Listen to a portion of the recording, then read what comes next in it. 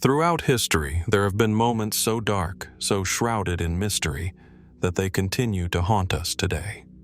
Ancient secrets buried beneath the sands of time. Events that defy explanation, leaving us questioning what truly happened. What truths lie hidden in the shadows of our past. From unsolved disappearances to unexplained disappearances, we still search for answers that slip further from our grasp with each passing year. Tonight, we unravel 3 hours of history's darkest enigmas, each one a riddle wrapped in time. So sit back, relax, and let's dive in. In the rugged heart of Mongolia, along the banks of the Onan River, the landscape holds a secret, one of the most enduring mysteries in history. It is a land untouched by time, where the winds seem to whisper stories of a past shrouded in legend. Among the countless tales woven into its soil, one stands above the rest: the missing body of Genghis Khan. Genghis Khan, born Temujin in the early 12th century, forged one of the largest empires the world had ever known. His military genius and ruthless campaigns swept across vast territories, from the steppes of Central Asia to the heart of China, reshaping entire civilizations. When he died in 1227, the Mongol Empire had already spread its influence from the Pacific Ocean to the Caspian Sea. Yet, as his empire expanded, so did the legend of his death. The details of Genghis Khan's death remain murky.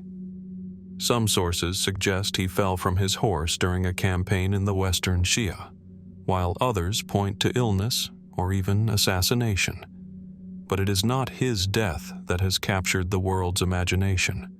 It is what happened afterward. His body was taken to a secret burial site, and it was here that the mystery truly began.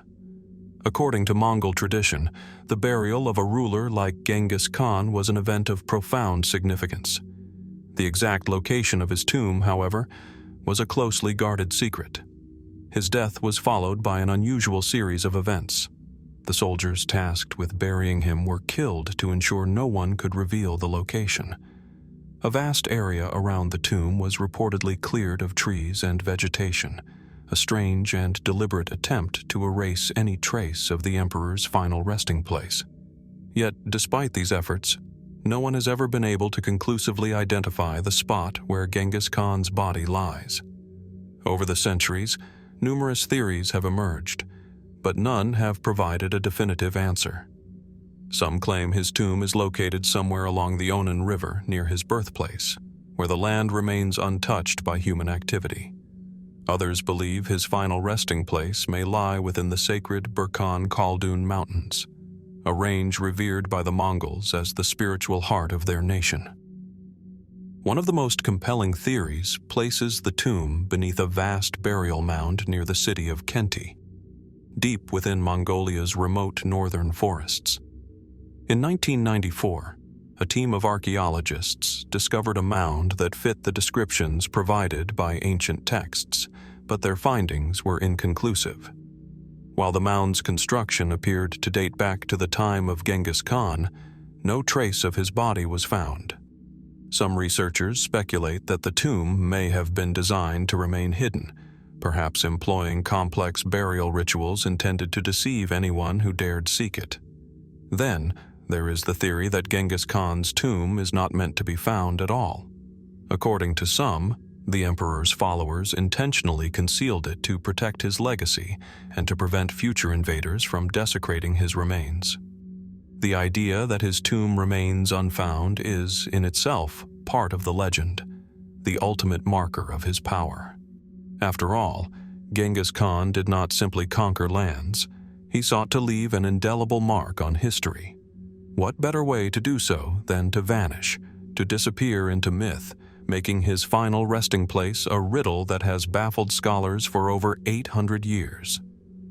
Further speculation suggests that Genghis Khan's body may have been transported to a faraway land, perhaps even to the distant reaches of what is now modern-day Palestine. Some theorists argue that the body was taken to a hidden location within the Levant, where his descendants or followers may have guarded it in secret. But, like the many other theories surrounding his final days, this idea lacks concrete evidence and remains firmly in the realm of speculation. The truth, it seems, is as elusive as the figure of Genghis Khan himself. Over the centuries, countless treasure hunters, archaeologists, and adventurers have searched the Mongolian steppes in pursuit of the tomb. Yet, despite modern technology and sophisticated excavation methods, no one has succeeded in uncovering it. What makes the mystery even more tantalizing is that the Mongols, during their expansive reign, left no written record of the emperor's final resting place. Could it be that the location of Genghis Khan's body remains hidden on purpose, in a manner that even our most advanced tools cannot penetrate? Or is it possible that the tomb lies in plain sight, waiting for the right eyes to find it?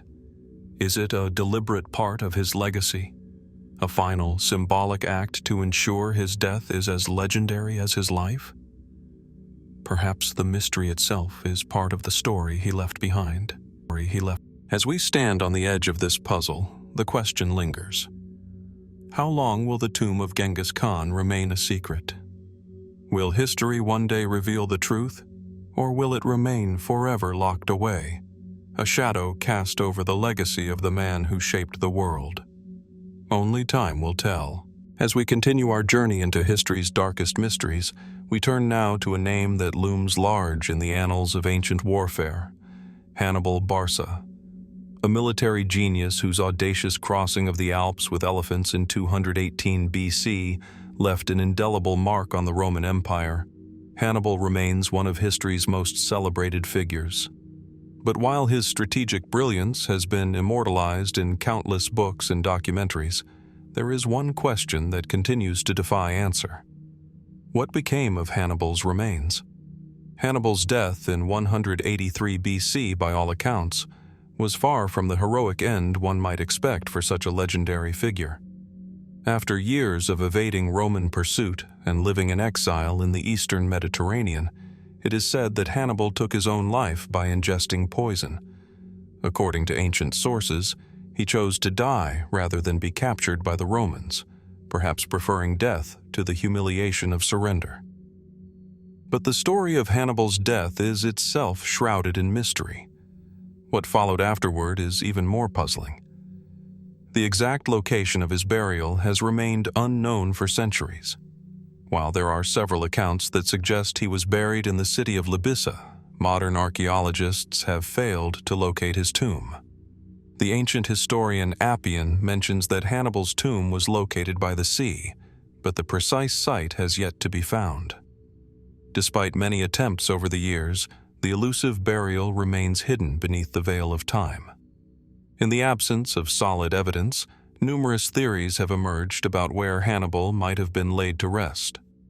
Some suggest that he may have been buried in the region of Bithynia, in what is now modern-day Turkey. This theory is based on the idea that Hannibal was under the protection of King Prusias I of Bithynia at the time of his death, and it is believed that he may have been honored with a tomb in the region. Yet, again, this remains speculative. A more fascinating hypothesis arises from the claim that Hannibal's tomb was purposefully hidden or destroyed, a deliberate attempt by the Romans to erase his legacy from history. Given Hannibal's role as one of Rome's greatest enemies, it is not beyond reason to think that his burial site may have been targeted for desecration. Could it be that after his death, Roman authorities ordered the destruction of his grave, hoping to diminish his significance in history? If so, what would the Romans have left behind, and what efforts did they take to ensure that his resting place would never be found? Ancient texts also offer some tantalizing clues about the fate of Hannibal's remains. A passage from the Greek historian Plutarch mentions that Hannibal's tomb was in fact a monument to his military genius. The very design of the tomb, according to some interpretations, might have been a statement, a monument not just to Hannibal, but to the struggle he represented. Was it a tomb that was meant to endure the ravages of time and be remembered? Or was it a crypt built with the hope that it would disappear, like so many of history's forgotten heroes? Yet even this theory raises new questions. If the tomb was constructed to withstand the passage of time, why has no trace of it been found? The lack of physical evidence leads some to speculate that the tomb may have been constructed in a remote or inaccessible location, perhaps intentionally so. In a world where the remnants of ancient empires are continually unearthed, why is there still no definitive trace of the final resting place of one of the greatest military leaders in history? Some scholars have even suggested that Hannibal's remains might have been transported to a distant place, far removed from the Mediterranean world. Could it be that his followers chose to hide him somewhere beyond the reach of Roman forces in an effort to preserve his memory? Could Hannibal's body have been transported to a region such as Palestine, where the tumultuous political landscape of the time might have provided the perfect cover? Again, there is no concrete evidence to support such claims, but they are part of the larger mystery that surrounds his fate. Intriguingly, some modern scholars point to a peculiar detail in the writings of the Roman historian Livy. Livy mentions that Hannibal's body was never found. This seemingly simple statement opens the door to many questions. Was Hannibal's grave deliberately destroyed, or was it lost to the ravages of time and nature? Was the body moved, and if so, why was the location kept a secret? Why, after so many years, does his final resting place remain a mystery? This mystery becomes even more intriguing when we consider the significance of Hannibal's life and the legacy he left behind. For the Romans, Hannibal was a figure of terror, a man who came to symbolize the existential threat that their empire faced. His victories at the Battle of Trebia, Lake Trasimene, and Cannae, three of the most crushing defeats Rome ever suffered, made him an enduring symbol of Roman vulnerability. Yet, despite his brilliance on the battlefield, his final fate remains as uncertain as the motivations behind his military campaign. As we look back on Hannibal's life, one question remains: why is it so important that his final resting place be discovered? Is it simply a matter of curiosity, the desire to know where such an important figure was buried? Or is there something deeper at play here? Something about the nature of history itself, about how we remember those who shape it.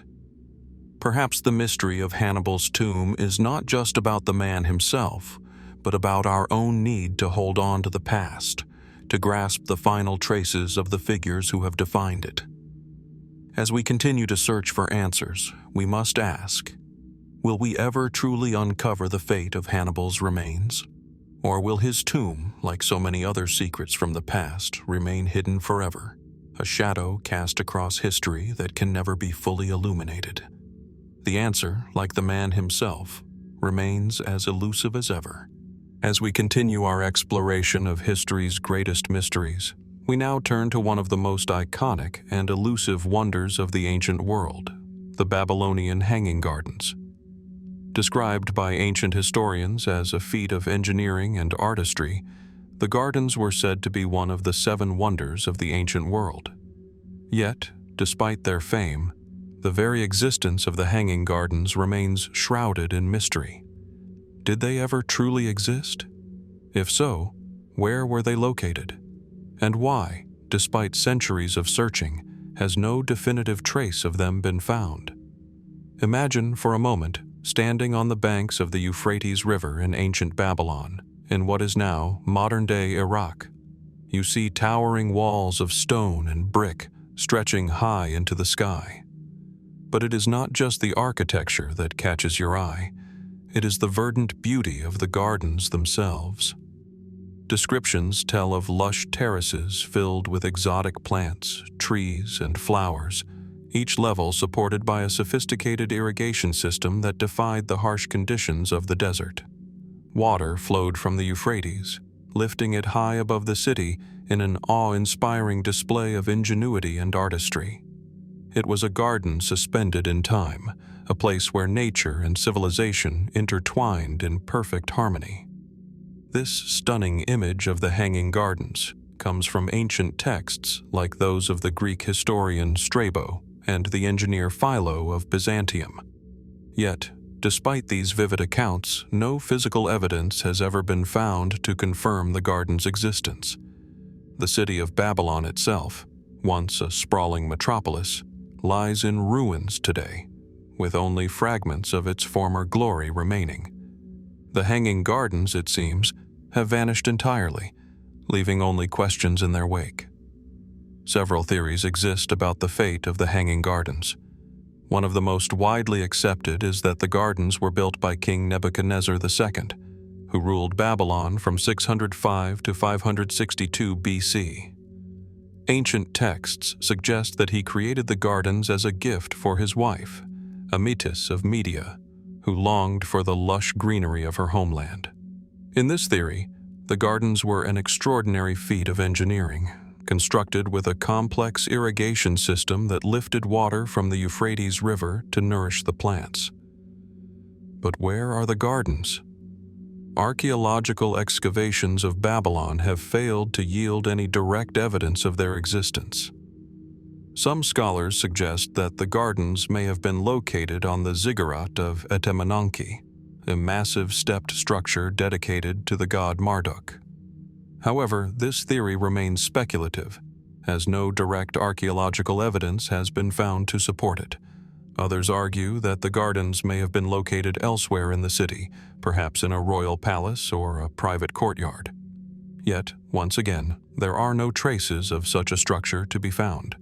Could it be that the gardens never existed at all, and the accounts were merely the product of myth or exaggeration?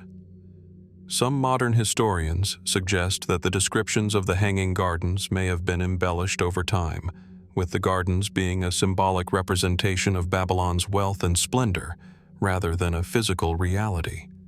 The gardens, in this interpretation, may have existed only in the imaginations of those who wrote about them, becoming part of the mythic landscape of ancient Babylon. Another possibility is that the gardens were destroyed long ago. In the centuries after Nebuchadnezzar's reign, the city of Babylon faced numerous invasions, conquests, and natural disasters. In 539 BC, the city fell to the Persian king Cyrus the Great, and later, the city was abandoned and left to decay. Could it be that the gardens, once a magnificent marvel, were lost to time and the ravages of history, their remains swallowed up by the sands of the desert? If so, why has no trace of them been found? Even more intriguing is the possibility that the Hanging Gardens were never built in Babylon at all. Some historians suggest that the gardens may have been located in the city of Nineveh, the capital of the Assyrian Empire, rather than Babylon. The ancient Greek historian Diodorus Siculus, for example, wrote that the gardens were built by the Assyrian king Sennacherib, not Nebuchadnezzar. This theory is supported by the fact that Nineveh, like Babylon, was known for its grandiose architecture and impressive engineering feats. Could the Hanging Gardens have been a creation of the Assyrians, their true location lost to history over the centuries? Adding to the complexity of the mystery is the fact that the descriptions of the Hanging Gardens vary between ancient sources. Some accounts speak of a lush paradise, while others describe a more modest arrangement of trees and plants. Did the gardens evolve over time, or were they understood differently by various cultures? The fact that the ancient world was filled with so much wonder and so many extravagant claims makes it difficult to separate fact from fiction. This mystery becomes even more intriguing when we consider the significance of Hannibal's life and the legacy he left behind. For the Romans, Hannibal was a figure of terror, a man who came to symbolize the existential threat that their empire faced. His victories at the Battle of Trebia, Lake Trasimene, and Cannae, three of the most crushing defeats Rome ever suffered, made him an enduring symbol of Roman vulnerability. Yet, despite his brilliance on the battlefield, his final fate remains as uncertain as the motivations behind his military campaign. As we look back on Hannibal's life, one question remains: Why is it so important that his final resting place be discovered? Is it simply a matter of curiosity, the desire to know where such an important figure was buried? Or is there something deeper at play here, something about the nature of history itself, about how we remember those who shape it? Perhaps the mystery of Hannibal's tomb is not just about the man himself, but about our own need to hold on to the past, to grasp the final traces of the figures who have defined it. As we continue to search for answers, we must ask, will we ever truly uncover the fate of Hannibal's remains? Or will his tomb, like so many other secrets from the past, remain hidden forever, a shadow cast across history that can never be fully illuminated? The answer, like the man himself, remains as elusive as ever. As we delve deeper into history's darkest mysteries, we come to a woman whose intellect and contributions to science, philosophy, and mathematics were so profound they would echo through the centuries. Yet, despite her brilliance, much of her legacy has been lost to time, her works erased from history, leaving only fragments of her life and ideas. This is the story of Hypatia of Alexandria, a woman whose writings were once revered across the ancient world, but whose legacy now resides in the shadows of forgotten texts and destroyed libraries. Imagine the vibrant streets of Alexandria, the intellectual and cultural heart of the ancient world. The city, nestled on the Mediterranean coast, was home to the great Library of Alexandria, a beacon of knowledge that attracted scholars from all corners of the known world. It was here, around 360 to 370 BC, that Hypatia was born into a time of intellectual flourishing and political upheaval. Her father, Theon, was a renowned mathematician and philosopher, and it was from him that she inherited her passion for knowledge. By the time she came of age, Hypatia had become one of the leading intellectual figures in Alexandria, a city that was home to some of the greatest minds of the ancient world. She taught philosophy and mathematics at the Neoplatonic school, and her lectures attracted students from across the Roman Empire. Hypatia's work in mathematics, particularly her commentary on Diophantus's Arithmetica and her contributions to the development of algebra, were groundbreaking. Her mastery of both science and philosophy made her a symbol of learning and reason in an age of superstition and religious conflict. But while her influence during her lifetime was significant, the true legacy of Hypatia has been obscured by the passage of time. Her writings, once held in high regard, have been lost to history, destroyed by both natural and man-made forces. The most tragic of these events was the destruction of the Library of Alexandria, a catastrophic loss that took with it countless scrolls, texts, and manuscripts. But even before this devastating event, there were forces at work that sought to erase Hypatia's contributions to the world.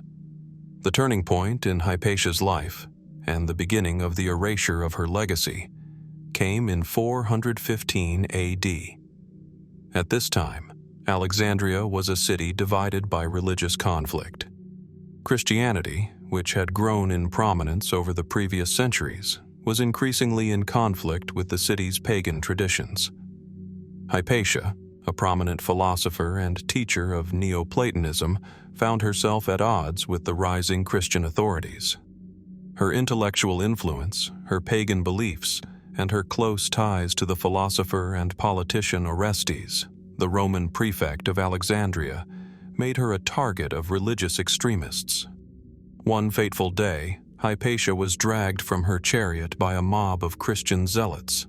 They brutally murdered her, tearing her apart in a violent frenzy that shocked the city. Hypatia's death marked a turning point in the decline of intellectual freedom in Alexandria. The murder of the city's foremost scholar was not just a personal tragedy, it was a symbolic moment, a signal that the world of learning and reason would soon give way to religious dogma. In the aftermath of her death, the writings of Hypatia, along with the philosophical traditions she represented, began to disappear.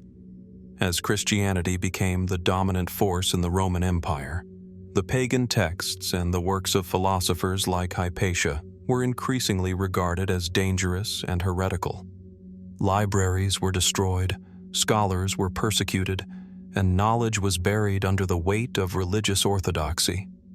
Hypatia's works, like so many others, were lost, perhaps deliberately, perhaps by the erosion of time.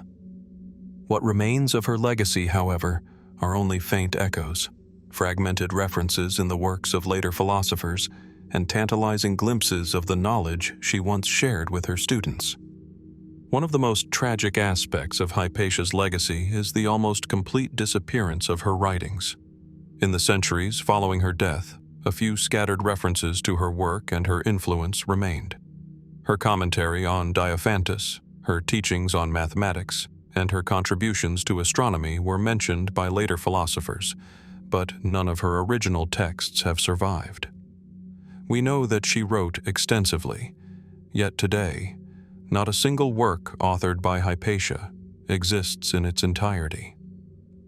Could it be that all of her writings were lost in the fires that consumed Alexandria's libraries? Or were they deliberately destroyed by those who sought to silence her voice?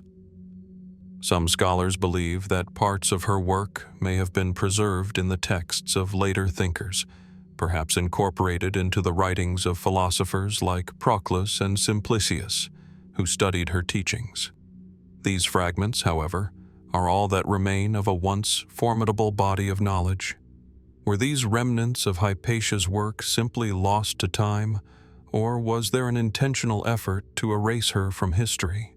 The destruction of her writings is a tragic reminder of how knowledge can be lost, not just to the ravages of time, but to the forces of power and politics that seek to control what is remembered and what is forgotten. Yet, even in the face of such loss, Hypatia's influence endures. Her name continues to be remembered, not just as a symbol of intellectual achievement, but as a martyr for the pursuit of knowledge and reason.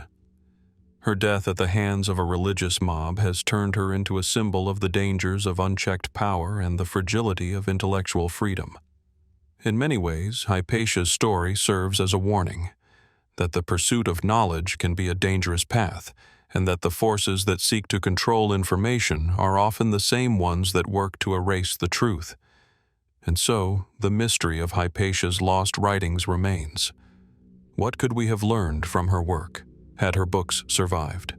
What secrets of mathematics, astronomy, and philosophy might we have uncovered if her contributions had been allowed to flourish? The questions linger, unanswered, like the echoes of a brilliant mind lost to history. As we ponder her legacy, we are left with a haunting reflection. What other voices have been silenced throughout history, their ideas erased, their works lost, and their wisdom forgotten? And perhaps the most unsettling question of all, what knowledge do we still stand to lose if we are not vigilant in preserving the voices of the past? Hypatia's fate serves as a reminder that the mysteries of history are often intertwined with the forces of power, politics, and the fragility of memory. As we move deeper into the shadows of history's most enduring mysteries, we now turn our attention to an object of immense cultural and historical significance: the Imperial Japanese sword, Honjo Masamune. Known as one of Japan's greatest treasures, this sword was more than just a weapon. It was a symbol of the country's imperial power and a piece of the nation's soul. Yet, despite its fame and importance, the Honjo Masamune has disappeared from history, leaving only questions and speculation in its wake. Picture for a moment the sword itself, a blade of unparalleled craftsmanship, its steel gleaming under the light, its edge as sharp as it is beautiful. The Honjo Masamune was said to be the work of the legendary Japanese swordsmith Masamune, who lived during the 13th and 14th centuries. Masamune was revered for his ability to create blades that were not only functional, but works of art, swords with an almost mystical aura. His swords were believed to be imbued with special properties, and the Honjo Masamune in particular was regarded as the pinnacle of his craft. For centuries, the sword was passed down through generations of Japanese emperors, each new ruler inheriting the blade as a symbol of their right to rule. It was said to have been one of the 3 imperial regalia, alongside the sacred mirror and the jewel, which were believed to represent the emperor's divine right. As such, the Honjo Masamune was not just a sword. It was a physical manifestation of the very legitimacy of the Japanese throne. Its historical importance cannot be overstated. But despite its revered status, the fate of the Honjo Masamune remains one of the greatest mysteries in the world of historical artifacts. In the aftermath of World War II, the sword seemingly vanished, disappearing without a trace. How could such an important national treasure, with centuries of history behind it, simply disappear? And where is it now?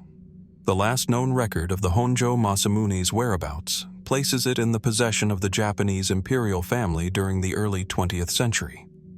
The sword was kept as part of the imperial collection, alongside other priceless relics of Japan's past. In 1939, the sword was famously displayed in Tokyo during the celebration of the 2600th anniversary of the founding of Japan. However, after Japan's defeat in World War II, the Honjo Masamune's trail grows cold. Following Japan's surrender in 1945, American occupation forces, led by General Douglas MacArthur, oversaw the dismantling of Japan's military and imperial institutions. In this chaotic period, numerous cultural treasures were either confiscated, destroyed, or disappeared.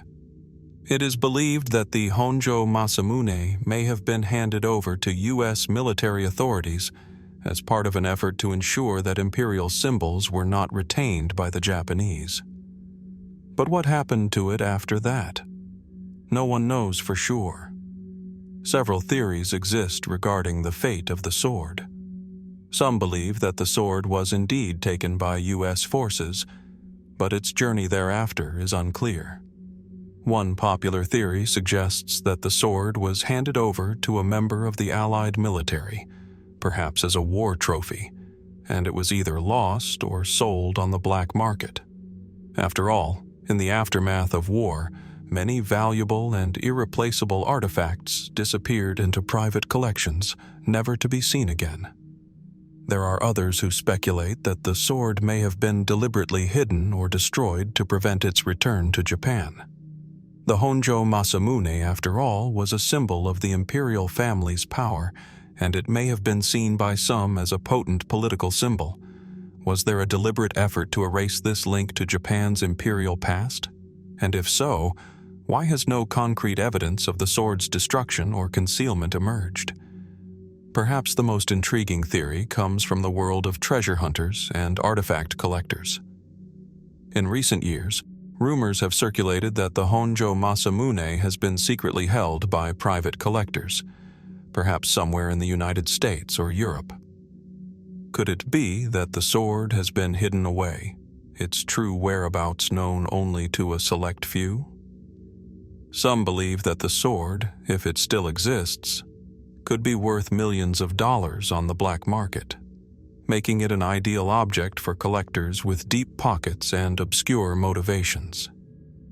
Is the Honjo Masamune locked away in a private collection, its existence concealed for reasons known only to those who possess it? For those who search for the sword, the mystery only deepens. In 2003, the Japanese police reportedly opened an investigation into the sword's disappearance, but it has led to no new breakthroughs. The sword's absence from historical records, coupled with the secrecy surrounding its disappearance, has created an aura of intrigue that persists to this day. One of the most puzzling aspects of the Honjo Masamune's disappearance is that no one seems to have a definitive answer as to where it went. Given its significance, one would expect that someone, at some point, would have produced evidence of the sword's whereabouts. Yet, despite numerous investigations, interviews with military personnel, and the efforts of treasure hunters, no one has been able to conclusively identify its location. It is almost as if the sword vanished into thin air, slipping through the cracks of history. This raises another unsettling possibility. Could the Honjo Masamune be lost forever? Could it have been destroyed in the chaos of the post-war period, or buried deep in the vaults of some secretive private collection, never to be seen by the public again? Perhaps, like so many of history's greatest treasures, it is simply beyond our reach, a mystery locked away in time. The question of where the Honjo Masamune lies remains one of the most enduring mysteries of the 20th century. Whether it was lost, hidden, or destroyed, the absence of this iconic artifact from the historical record is a testament to the fragility of history itself. What might we learn if the sword were ever to be found? What secrets could it reveal about Japan's imperial past, or the hidden world of post-war artifact trade?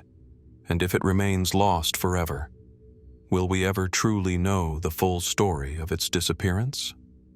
As we continue to search for answers, we are reminded of how much of history remains elusive, how many treasures and stories slip through our fingers, leaving us to wonder what lies hidden, just out of reach. As the echoes of vanished relics and lost symbols fade, we are drawn further back in time, beyond forged steel and imperial dynasties, into the cradle of civilization itself. Here, where the first cities rose from riverbanks of silt and clay, we encounter a figure as monumental as he is elusive. His name is carved into ancient tablets, yet his final fate remains uncertain. This is the mystery of Sargon of Akkad. At the edge of the Mesopotamian plain, where the Tigris and Euphrates once nourished the earliest urban societies, the land appears deceptively quiet. Low mounds of earth conceal the ruins of long-buried cities, their mud-brick walls dissolved by millennia of wind and rain. Somewhere beneath this soil once stood Akkad, the capital of the world's first known empire.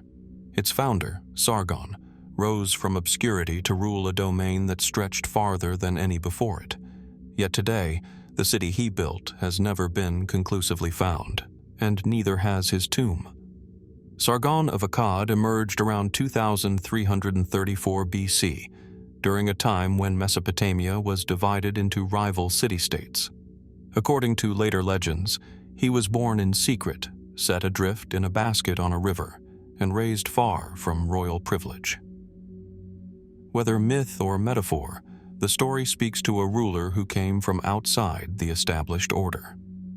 Through conquest, diplomacy, and innovation, Sargon unified Sumer and beyond, creating an empire that reached from the Persian Gulf to the Mediterranean world. Contemporary inscriptions describe him as King of the Four Quarters, a title that implied dominion over the known world. He established a centralized administration, installed loyal governors, and standardized systems of trade and communication. For the first time in recorded history, multiple cultures were bound under a single imperial authority. And yet, for all this detail about his rise and reign, the end of Sargon's life is strangely unclear. Unlike later kings, Sargon left no definitive account of his death. The surviving records, fragmentary inscriptions, and later chronicles fall silent at the end of his reign. Some suggest he died peacefully after a long rule, succeeded by his sons. Others hint at unrest, rebellion, and divine disfavor in his final years. One later text ominously claims that all the lands revolted against him, though it offers no detail of what followed. This ambiguity has fueled centuries of speculation. If Sargon died as a reigning monarch, where was he buried? Mesopotamian kings were often interred in elaborate tombs, accompanied by grave goods meant to serve them in the afterlife. Such burials were designed to endure, to anchor royal memory in the earth itself. Yet no tomb attributed to Sargon has ever been discovered. Part of the challenge lies in the disappearance of Akkad itself. Despite extensive archaeological efforts, its precise location remains unknown. Some scholars place it near modern Baghdad. Others suggest sites farther north or east. Without Akkad, the search for Sargon's remains becomes even more uncertain. Was he buried beneath his capital, now lost to time, or was his body taken elsewhere, hidden deliberately to protect it from enemies? There is also the possibility that Sargon's death was not peaceful. A few later Mesopotamian texts, written centuries after his reign, portray him as a ruler who angered the gods. In these accounts, natural disasters and political upheaval are framed as divine punishment. While such texts are often symbolic rather than literal, they raise questions. Could Sargon have been overthrown? If so, would his burial have been denied, erased, or concealed to strip him of legitimacy even in death? More speculative theories push the mystery further. Some suggest that Sargon's body was intentionally hidden by loyal followers, fearing desecration by rivals. Others propose that his tomb may lie beneath a later city, built unknowingly atop the grave of the empire's founder. In Mesopotamia, where cities rose and fell atop the same ground for thousands of years, such layering is not uncommon. A royal tomb could remain undisturbed, sealed beneath centuries of human activity. There are even fringe ideas that Sargon's fate was mythologized entirely, that his death was transformed into legend, blurring the line between history and epic. Later Akkadian rulers, including his grandson Naram-Sin, elevated Sargon to near-divine status. In doing so, they may have obscured the human reality of his end, replacing it with symbolism meant to inspire awe rather than record fact. What we do know is this: Sargon's empire eventually fractured. His successors struggled to maintain control, and within a few generations, Akkad fell. The empire that had once unified Mesopotamia dissolved, leaving behind administrative texts, royal inscriptions, and unanswered questions. Among them, the most enduring may be the simplest. What became of the man who started it all? The unknown fate of Sargon of Akkad reminds us how fragile even the greatest legacies can be. A ruler who changed the course of history, who built the first empire, left behind no confirmed grave, no final testament, no clear account of his passing. His life reshaped the ancient world, yet his death slipped quietly into obscurity. And so we are left to wonder, somewhere beneath the Mesopotamian soil, does Sargon still rest, waiting to be rediscovered? Or has time erased even that final trace, leaving only words pressed into clay and the lingering shadow of a man whose end remains as mysterious as his beginning? As we leave the sands of Babylon and the echoes of Nebuchadnezzar II's vanished years behind, our journey through history's shadows brings us to the edge of the Roman world, to a mystery that has haunted scholars and generals alike for over 2 millennia: the fate of Marcus Licinius Crassus's legionary eagles. These symbols of Roman pride, forged in bronze and carried into battle atop long poles, represented not just military power, but the honor and spirit of Rome itself. Yet in one of history's most catastrophic defeats, these sacred standards vanished, and their fate remains a haunting enigma. Picture the desolate plains of Carrhae in 53 BC, near the borderlands of modern-day Turkey and Syria. The air is dry, the soil cracked, and the wind carries the scent of dust and blood. It was here that Crassus, the wealthiest man in Rome and a member of the first triumvirate, led his army into the heart of Parthian territory. The Roman legions, disciplined and confident, marched with banners flying, eagles gleaming in the sunlight, symbols of Rome's might, the visual representation of its empire. To lose one eagle was a profound dishonor. To lose them all was unthinkable. Yet that is precisely what happened. The Battle of Carrhae is recorded as one of Rome's most devastating defeats. The Parthian cavalry, with their famed horse archers and strategic mastery, surrounded Crassus's forces, cutting them off and decimating the legion. Thousands of Roman soldiers fell, and in the chaos, the legion's eagles were captured.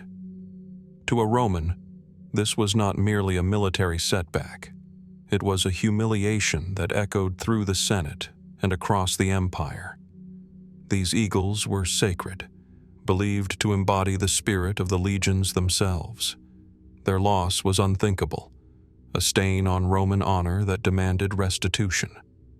Historical sources, from Plutarch to Cassius Dio, provide a framework for what happened next, but the details are frustratingly incomplete. The captured standards were taken to the Parthian capital, probably Ctesiphon, where they were displayed as trophies of victory.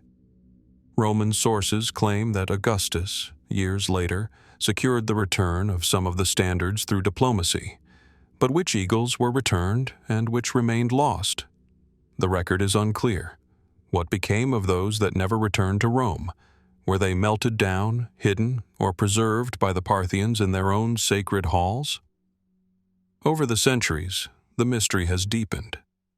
Some historians argue that the Parthians retained the eagles for decades, using them as symbols of their dominance over Rome's eastern ambitions.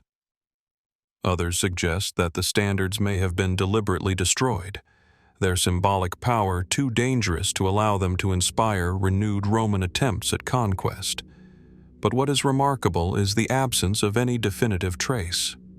Unlike other Roman relics, the fate of these particular eagles is not documented beyond fragmentary accounts. They disappeared into the annals of history, leaving only speculation and legend. Adding to the intrigue is the possibility that some eagles may have traveled even further afield.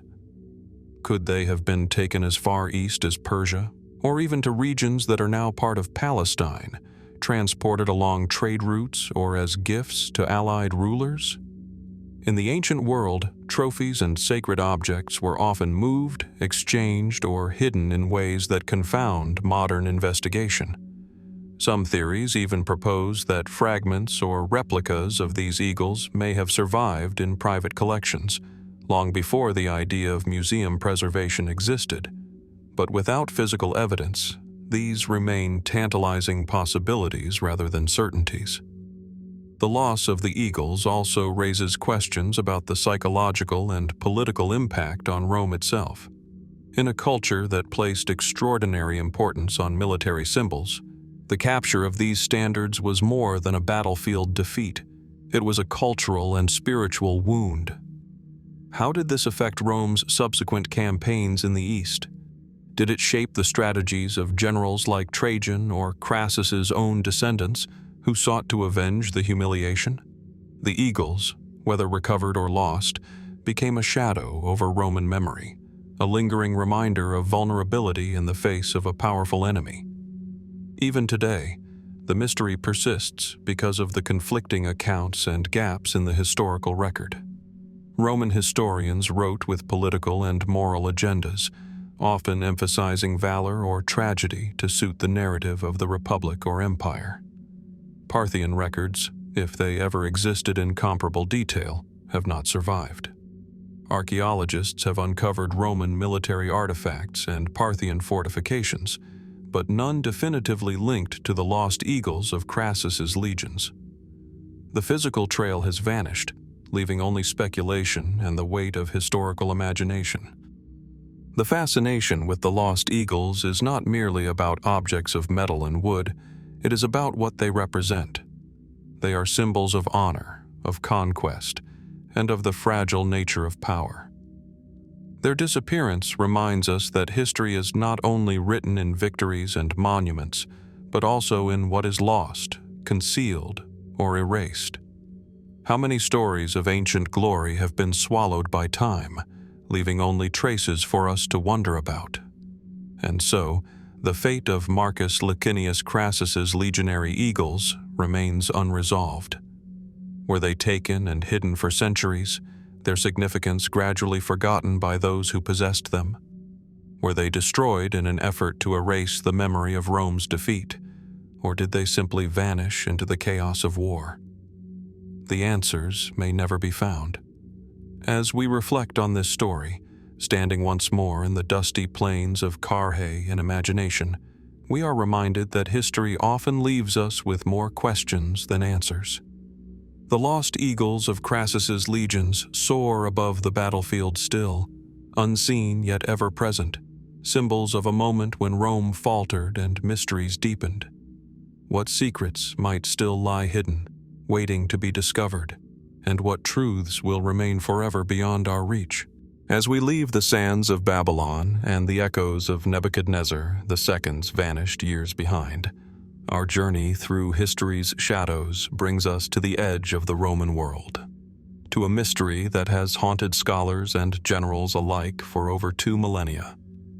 The fate of Marcus Licinius Crassus's legionary eagles.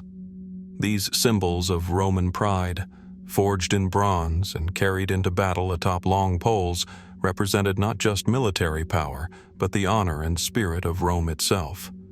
Yet, in one of history's most catastrophic defeats, these sacred standards vanished, and their fate remains a haunting enigma. Picture the desolate plains of Carrhae in 53 BC, near the borderlands of modern-day Turkey and Syria. The air is dry, the soil cracked, and the wind carries the scent of dust and blood. It was here that Crassus, the wealthiest man in Rome and a member of the first triumvirate, led his army into the heart of Parthian territory. The Roman legions, disciplined and confident, marched with banners flying, eagles gleaming in the sunlight, symbols of Rome's might, the visual representation of its empire. To lose one eagle was a profound dishonor. To lose them all was unthinkable. Yet that is precisely what happened. The Battle of Carrhae is recorded as one of Rome's most devastating defeats. The Parthian cavalry, with their famed horse archers and strategic mastery, surrounded Crassus's forces, cutting them off and decimating the legion. Thousands of Roman soldiers fell, and in the chaos, the legion's eagles were captured.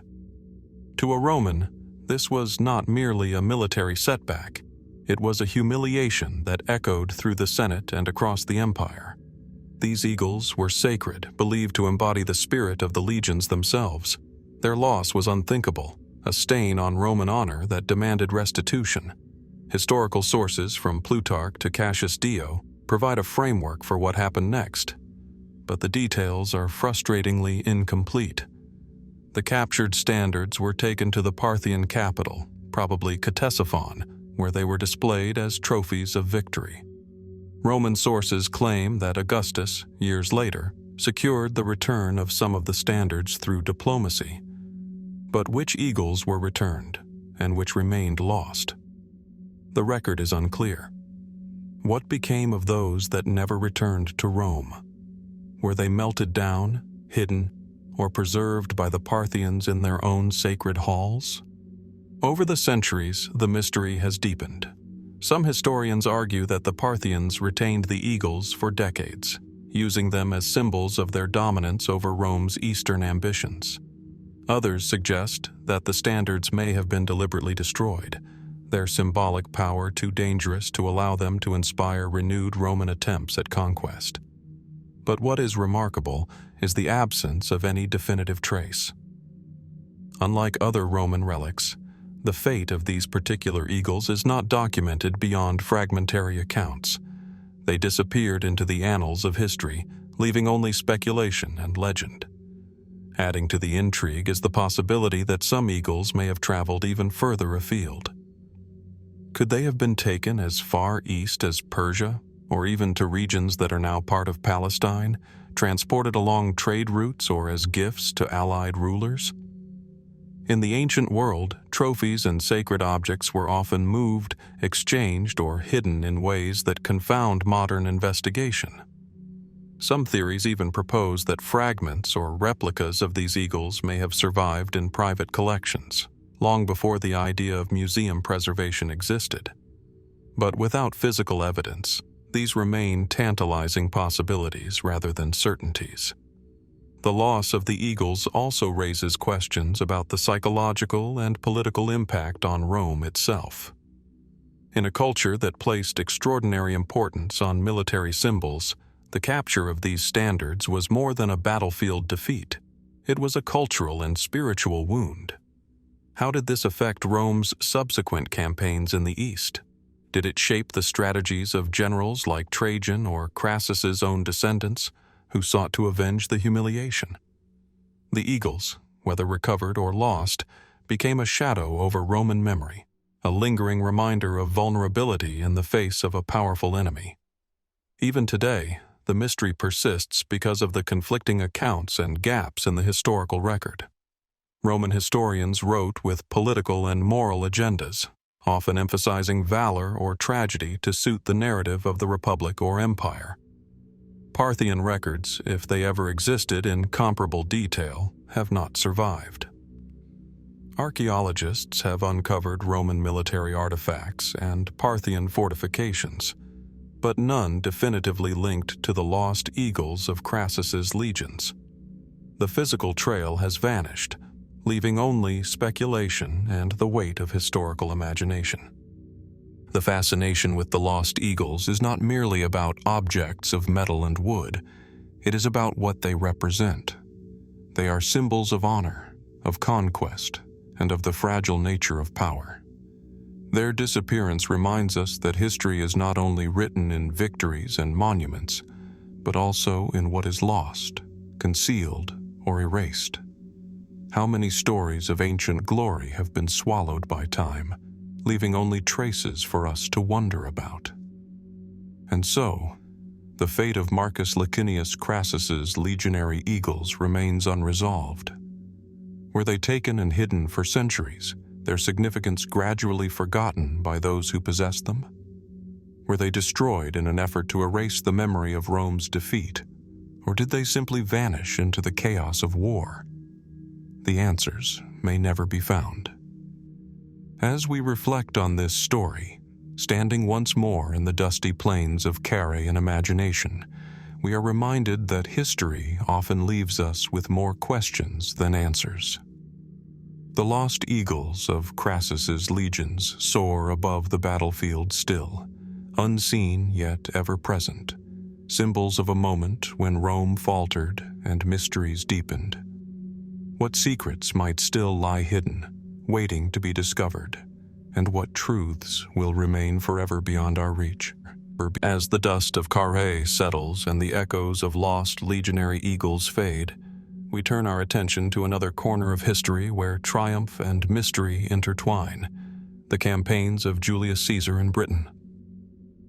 Though recorded as bold and unprecedented, much of Caesar's so-called conquest remains veiled by time, not least because a substantial chronicle of his British expeditions has never survived.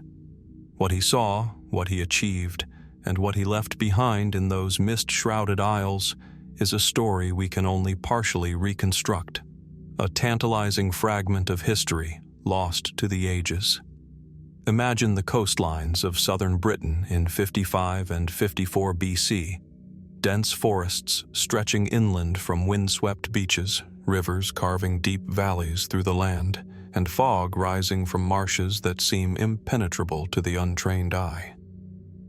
For Roman soldiers, accustomed to the ordered roads and aqueducts of Gaul, the island was strange and formidable. Here, Caesar landed with a small force, intent on both reconnaissance and conquest, yet immediately confronted by landscapes and peoples that challenged his experience and his strategy. The terrain alone posed a puzzle. Marshes that swallowed men and horses alike, thick woods concealing hostile tribes, and unpredictable tides threatening the very ships that carried the legions. Our knowledge of these campaigns comes largely from Caesar himself, in his Commentarii de Bello Gallico, where he describes the first and second invasions of Britain in remarkable detail, but always from his perspective. He speaks of skirmishes, alliances, and tributes extracted from local tribes. He recounts encounters with chariots and warriors unknown to Roman experience, and he paints a picture of an island both alluring and resistant. Yet even in these writings, there are conspicuous gaps. Certain battles are glossed over, strategic decisions remain unexplained, and the fates of some cohorts and officers are left ambiguous. The question arises, what happened to the fuller records of these campaigns? Historians have long speculated about the missing chronicle of Caesar's British ventures. Unlike his Gallic campaigns, which are documented extensively and corroborated by multiple sources, the British campaigns seem underrepresented in the surviving corpus. Did Caesar himself choose to minimize the importance of these invasions? Some scholars argue that the difficulties he encountered, the inhospitable terrain, unexpected resistance, and logistical failures, made the campaigns less glorious than his later triumphs in Gaul, and therefore he may have deliberately left them vague. Could political considerations in Rome have influenced what he recorded? Further intrigue emerges when we consider what might have been lost due to the fragility of ancient records. Manuscripts could have been destroyed by fire, flooding, or neglect in the centuries following Caesar's death. Perhaps additional commentaries or letters existed that provided a fuller account of his time in Britain, detailing negotiations with tribal leaders, exact troop movements, and the challenges of provisioning an army on an unfamiliar island. The disappearance of these documents leaves a void, one that invites speculation about what the Romans truly experienced on those misty shores. Some fringe theories push the mystery even further. Certain researchers propose that Caesar's campaigns may have extended farther north or west than the surviving accounts suggest, into territories that were never formally recorded or conquered. Others wonder whether contact with Britain influenced Roman perceptions of Northern Europe in ways that were quietly absorbed into political decisions back in Rome, but never chronicled for posterity. Could there have been strategic or diplomatic outcomes, now entirely lost, that reshaped Rome's approach to the Atlantic and the peoples beyond? Archaeology offers tantalizing clues, but no definitive answers. Excavations along southern British coasts have uncovered Roman fortifications, temporary camps, and artifacts consistent with Caesar's legions. Yet these remain fragmentary, and the scale and scope of Roman activity are impossible to determine with certainty. What secrets might still lie buried under fields, marshes, and forests, hidden beneath layers of sediment and centuries of human habitation? Could a single discovery rewrite our understanding of what Caesar achieved in Britain? Another layer of mystery emerges when we consider the narratives of the local tribes. Iron Age Britain left few written records, and the stories of those who resisted or encountered Caesar have largely vanished, preserved only indirectly through Roman accounts. Were there treaties, cultural exchanges, or even acts of defiance that Caesar never recorded or that have been entirely lost? How might the perspectives of the Britons themselves alter our understanding of these expeditions if they had been documented? Even the outcomes of Caesar's invasions remain puzzling. The campaigns did not lead to long-term conquest, yet they initiated a Roman awareness of Britain and foreshadowed the more extensive campaigns of Claudius nearly a century later. Was this an intentional reconnaissance, a failed military gamble, or a combination of both? The surviving texts allow for multiple interpretations, and without the missing chronicles, we can only guess at the strategies, negotiations, and daily hardships that shaped Caesar's operations. The disappearance of these records reminds us of the fragility of history itself. So much of what we think we know depends on what has survived, and yet the silences are often as telling as the words. Caesar's British campaigns hover in that liminal space where fact, memory, and interpretation blend. They are both known and unknown, partially illuminated by surviving texts, but largely obscured by what time has claimed. And so, the missing chronicle of Julius Caesar's British campaign remains an open question. What truly transpired on those foggy shores? What stories were recorded and then lost, leaving us with only fragments of strategy, conquest, and negotiation? And how much of history's truth is hidden in the gaps between surviving documents? As we imagine the soldiers trudging through mud and rain, the eagles raised high and the Britons watching from the forests, we are reminded that some of history's darkest mysteries are defined not by what we can see, but by what has quietly vanished into the past. As we leave the Roman world behind, with its lost campaigns and vanished symbols of conquest, we return once more to the distant past, to the golden sands of Egypt, where history and legend converge. Here, in the shadow of the Nile, we encounter a figure whose brilliance shaped architecture, medicine, and religion alike, yet whose final fate remains an enigma. This is the story of Imhotep, a man remembered as a polymath, a visionary, and eventually a god, whose earthly end has been lost to time. Picture the sun rising over the desert plateau of Saqqara, its rays glinting off the limestone of early pyramids, casting long shadows over the stepped forms of monumental tombs. It was here, in the Third Dynasty around 2650 BC, that Imhotep rose to prominence as the chief architect of Pharaoh Djoser. His most famous work, the Step Pyramid of Djoser, transformed Egyptian architecture forever, replacing the traditional mastaba with a structure of unprecedented scale and innovation. Every block, every precise alignment, spoke of an intellect capable of bridging the practical and the sacred. Yet for all his monumental achievements, the records of Imhotep's life, particularly his death, are remarkably sparse. Contemporary inscriptions and later texts celebrate his wisdom, yet they say almost nothing about how he passed from this world. In life, Imhotep served as high priest, physician, architect, and advisor, roles that would have placed him at the very center of Egyptian court life. He was revered not only for his practical achievements, but for his profound understanding of medicine, astronomy, and theology. Some later texts even describe him as a healer whose knowledge rivaled that of the gods. But despite his fame, his tomb, if one ever existed in a form that we could identify, has never been conclusively located. Where was he buried? Was he interred in Saqqara, amidst the grand monuments he helped create, or in some hidden site lost to the desert? The absence of a definitive burial site raises immediate questions. Egyptian elites of the Third Dynasty were meticulously interred, their tombs designed to preserve both body and spirit for eternity. If Imhotep's final resting place followed these traditions, it should have survived, at least in part. Yet no grave has been definitively linked to him. Could it have been deliberately obscured, hidden to protect him from potential desecration? Or might it have been destroyed over millennia, erased by sandstorms, looters, and the shifting Nile?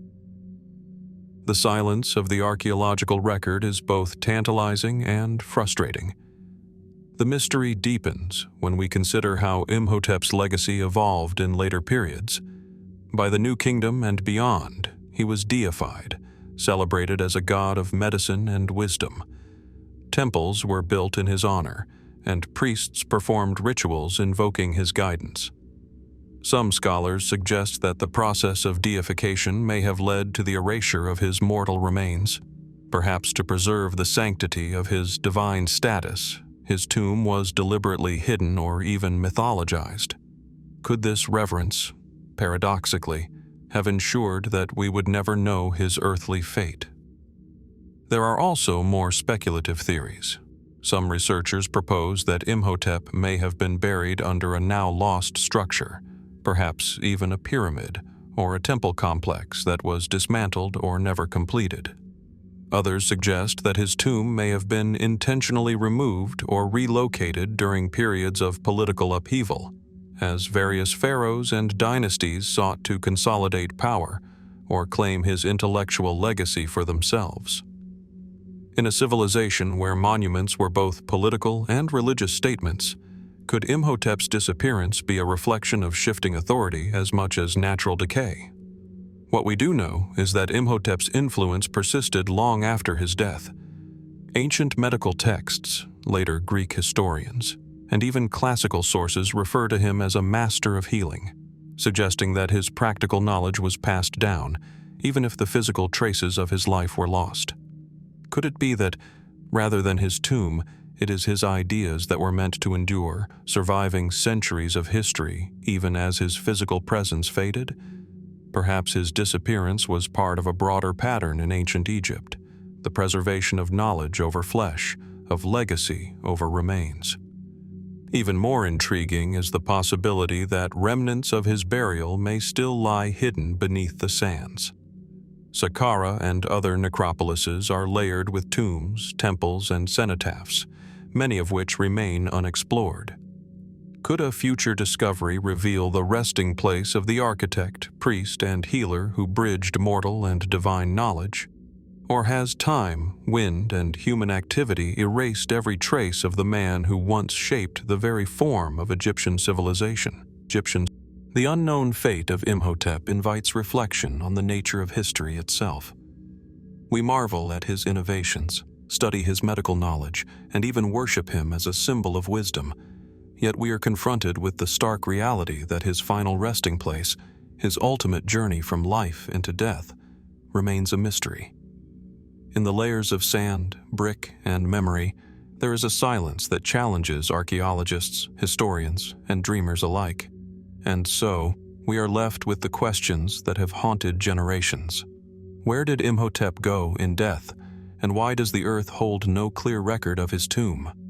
Are his remains hidden beneath mounds yet to be excavated, or were they lost to the deliberate erasures of time and devotion? As we stand, in imagination, amidst the desert wind and the shadows of his pyramids, the figure of Imhotep endures, his mind and influence immortal, his final fate a riddle that continues to haunt history. What secrets still lie buried beneath the sands, waiting to reveal the final chapter of a life that shaped the foundations of civilization itself? As the desert winds of Egypt fade from our minds, and the enigma of Imhotep's lost tomb lingers, our journey now carries us northward, back into the heart of Mesopotamia, where one of history's most extraordinary repositories of knowledge once stood, the Royal Library of Nineveh. Here, in the ancient Assyrian capital, human curiosity and ambition converged to produce a collection of texts unparalleled in the ancient world. Yet today, the library's treasures lie scattered, fragmented, or entirely lost, leaving behind only tantalizing hints of the vast intellectual wealth it once contained. The mystery of its disappearance has haunted historians, archaeologists, and scholars for centuries. Imagine Nineveh at its height, around the 7th century BC, a sprawling city of mud-brick walls, colossal gates adorned with winged bulls, and streets bustling with merchants, scribes, and officials. The Tigris River shimmered in the sunlight as it curved past the city's northern limits, and the scent of incense mingled with the earthy aroma of freshly baked clay. At the heart of this city stood the royal palace of Ashurbanipal, the last great king of the Neo-Assyrian Empire. Within its walls, a library unlike any other took shape, a place dedicated to the preservation of knowledge, culture, and history. Scholars copied, collected, and cataloged texts from across the empire, epic tales, administrative records, scientific treatises, religious hymns, and diplomatic correspondence, creating a repository that was both practical and profoundly human. Ashurbanipal himself, a ruler known as much for his intellect as for his military prowess, is said to have been literate in multiple languages and deeply engaged in the study of cuneiform. He commissioned scribes to gather texts from every corner of his realm, including distant Babylon, Sumer, and perhaps even lands beyond the Euphrates. Among the scrolls and tablets were fragments of stories we now recognize as some of humanity's earliest literature, including portions of what would become the Epic of Gilgamesh. Yet, for all its grandeur and ambition, the Royal Library of Nineveh did not endure the sweep of history. The destruction of Nineveh in 612 BC by a coalition of Babylonians, Medes, and Scythians is well documented, and it is here that the mystery of the library begins. Archaeological evidence confirms that the city was sacked, its walls breached, and its palaces burned. But what became of the library's holdings? Did the tablets burn in the flames, shatter under falling masonry, or were they carried away by the victors scattered across the ancient world? The record is incomplete. Thousands of clay tablets have been recovered over the past 2 centuries, yet scholars believe that these represent only a fraction of the original collection. The question persists: where did the bulk of Ashurbanipal's library go? Some mainstream theories suggest a straightforward explanation, that the library perished in the destruction of Nineveh. Clay tablets, though durable, are vulnerable to fire, water, and neglect. It is plausible that many perished in the chaos, buried beneath collapsed walls, their knowledge lost to the centuries. Yet this does not account for the systematic efforts of scribes or the meticulous organization of the library. Would the Assyrians have amassed such a collection without preserving it with care? Could it be that some tablets were removed before the city fell, hidden in vaults or secret repositories, only to be lost as subsequent generations failed to recognize their significance? Speculative theories expand the mystery further. Some scholars suggest that after the fall of Nineveh, Babylonian or Median rulers may have intentionally removed or dispersed the library's contents, incorporating valuable texts into their own collections or destroying what they could not claim. This would not have been unusual in the ancient world, where capturing or erasing cultural artifacts served as both a practical and symbolic assertion of power. Could some of Ashurbanipal's most prized tablets have traveled far from Nineveh, ending up in distant archives, buried under later construction, or even concealed by families who understood their value but feared looting or desecration? Other more fringe theories suggest the possibility that the library contained knowledge that was deliberately suppressed or lost over time. Given the breadth of texts it held, ranging from astronomical observations and medical treatments to religious rites and historical records, could some of its contents have been seen as politically or spiritually dangerous to subsequent rulers? Were there instructions, treaties, or accounts of ancient events that later civilizations chose to ignore or destroy, whether out of fear, superstition, or ambition? Archaeology has offered tantalizing glimpses of what might have survived. Excavations at Nineveh, particularly in the mid-19th century by Austin Henry Layard and his contemporaries, uncovered thousands of clay tablets, many exquisitely inscribed and remarkably well preserved. Yet these represent only a small portion of the estimated tens of thousands that once filled the shelves of Ashurbanipal's halls. The tablets that remain are often fragmented, leaving us to piece together texts that were once whole and to reconstruct narratives that are tantalizingly incomplete. Even in this, the mystery endures. How much knowledge, how many stories, and how many insights have been permanently lost? One of the most haunting aspects of the Royal Library's disappearance is the sense of deliberate erasure. In some cases, tablets recovered from Nineveh show signs of deliberate defacement or repurposing, suggesting that the library's destruction was not purely incidental. Could there have been an intention to rewrite history, to obscure certain truths, or to control the narrative of Mesopotamia's past? If so, what was lost along with the city? Political records, scientific knowledge, or entire cultural traditions? The disappearance of the Royal Library of Nineveh also underscores the fragility of human knowledge.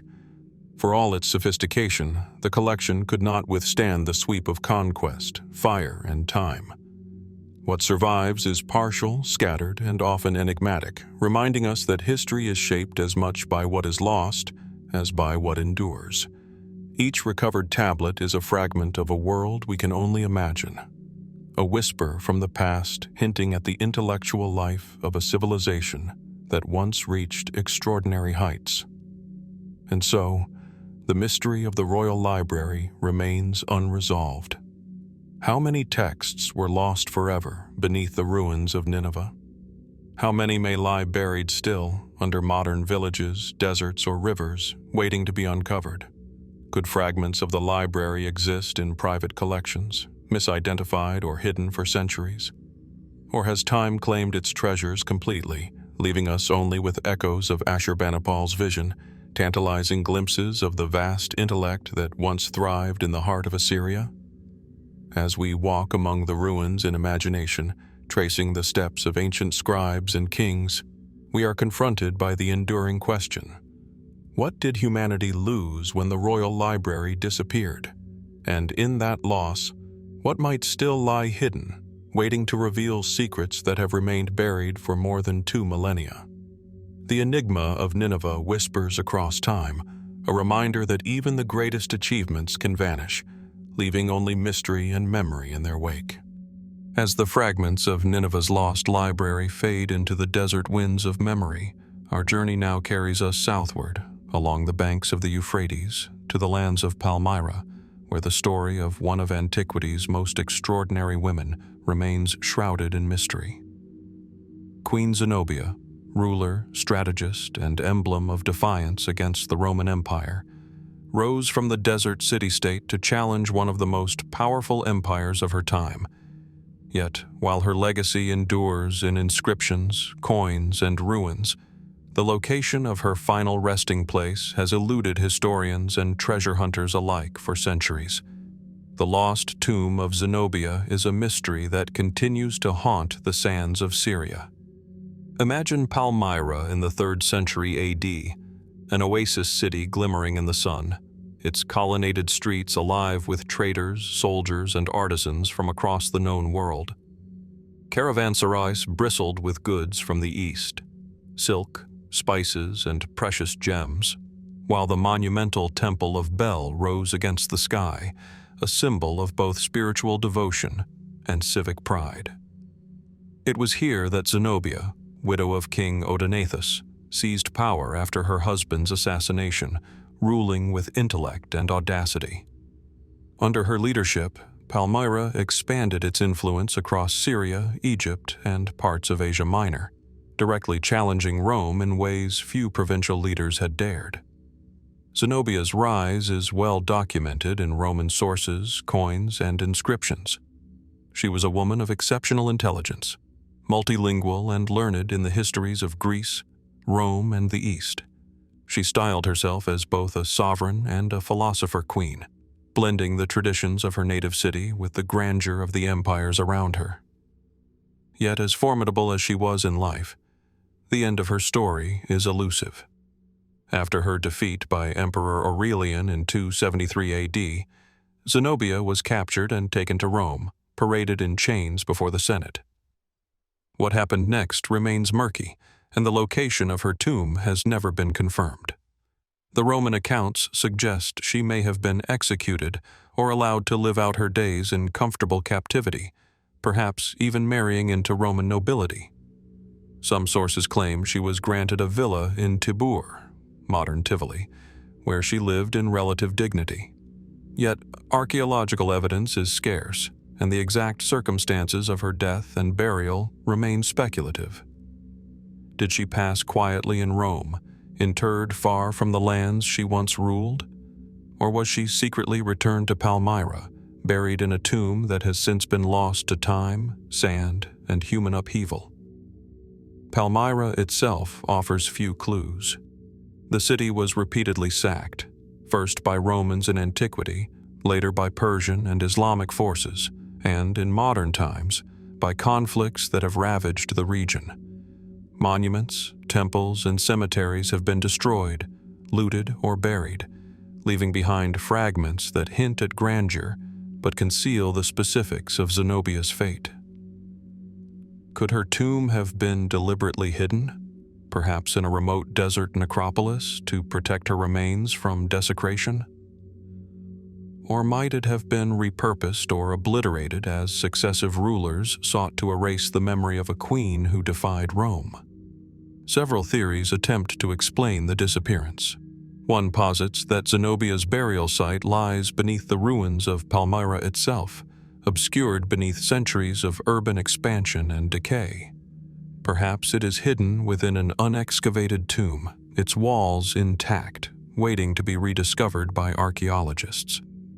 Another suggests that her body may have been transported along the trade routes of the Levant, interred in a region unknown or deliberately concealed to ensure her memory endured in legend rather than in tombstone. Some even speculate that fragments of her remains were secretly moved to Rome or other allied cities, a measure designed to prevent Palmyrene nationalists from rallying around her memory. The mystery deepens when considering her symbolic role. Zenobia was more than a queen. She was a living embodiment of Palmyra's ambitions and cultural sophistication.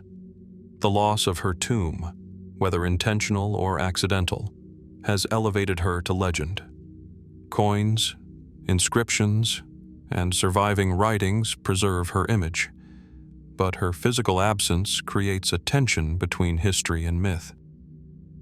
Could it be that the deliberate obfuscation of her tomb served a political purpose, transforming her from a mortal queen into a timeless figure, one whose presence is felt in memory rather than in stone?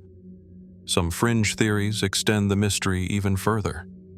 Could Zenobia have escaped the historical record altogether, living her final years under an assumed identity in the provinces of the empire? Was her capture merely a political performance, intended to cement Aurelian's triumph while allowing a capable queen to continue influencing events in secret? While these possibilities are speculative, they underscore the enduring fascination with her life and the tantalizing gaps in the historical record. Archaeology offers fragments, but never certainty. The Palmyrene necropolis, with its tower tombs and subterranean burial chambers, contains numerous unidentified graves. Some have been attributed to prominent families or minor rulers, yet none has been conclusively linked to Zenobia. Could the sands of the Syrian desert, which preserve so many aspects of history, still conceal her final resting place beneath layers of time and dust?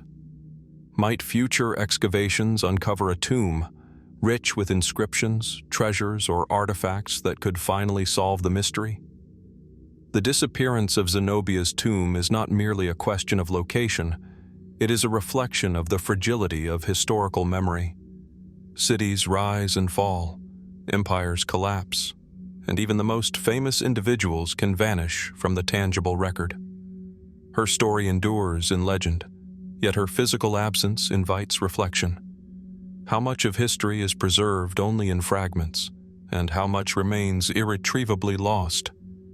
And so, the mystery of Queen Zenobia's final resting place remains unresolved. Did she lie buried quietly in Rome, far from the sands she once ruled?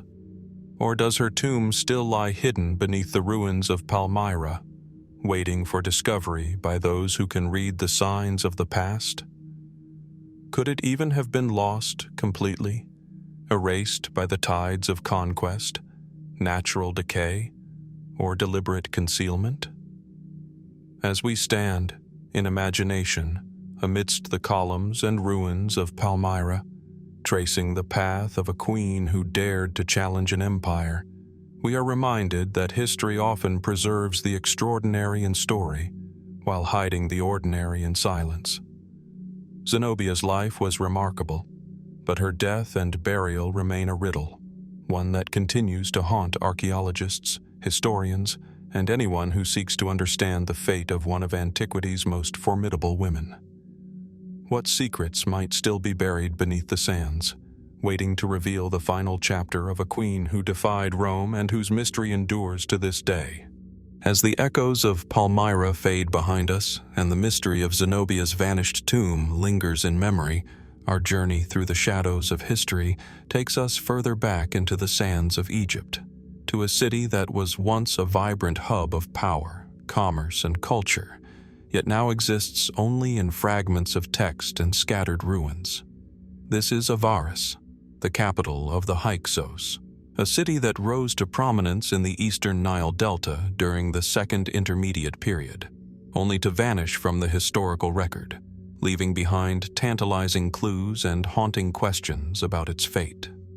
Picture the Nile Delta in the 17th century BC, a network of waterways and fertile marshes, where reeds swayed in the wind and the sun shimmered off slow-moving canals.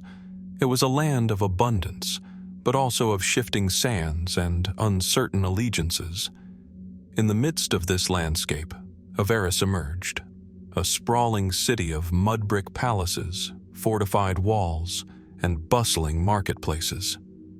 Merchants traded goods from Canaan, Syria, and beyond, while artisans crafted pottery, jewelry, and intricate textiles. The city's streets were alive with movement, the air thick with the scent of baking bread, livestock, and the smoke of domestic hearths.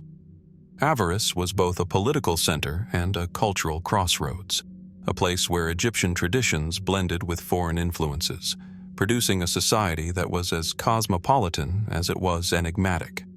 The Hyksos, a Semitic people who established their rule over northern Egypt during this turbulent period, made Avaris their capital. They introduced new technologies, including the horse-drawn chariot and composite bow, and reshaped Egyptian warfare and administration. Inscriptions and later Egyptian records describe their dominance with a mixture of awe and resentment, casting them as both innovators and usurpers. Yet, despite their influence, the city they ruled and the legacy they left behind are difficult to trace. Avaris seems to have vanished almost entirely, swallowed by the sands or erased in the political upheavals that followed their expulsion. Archaeology has provided glimpses of Avaris, yet much remains uncertain.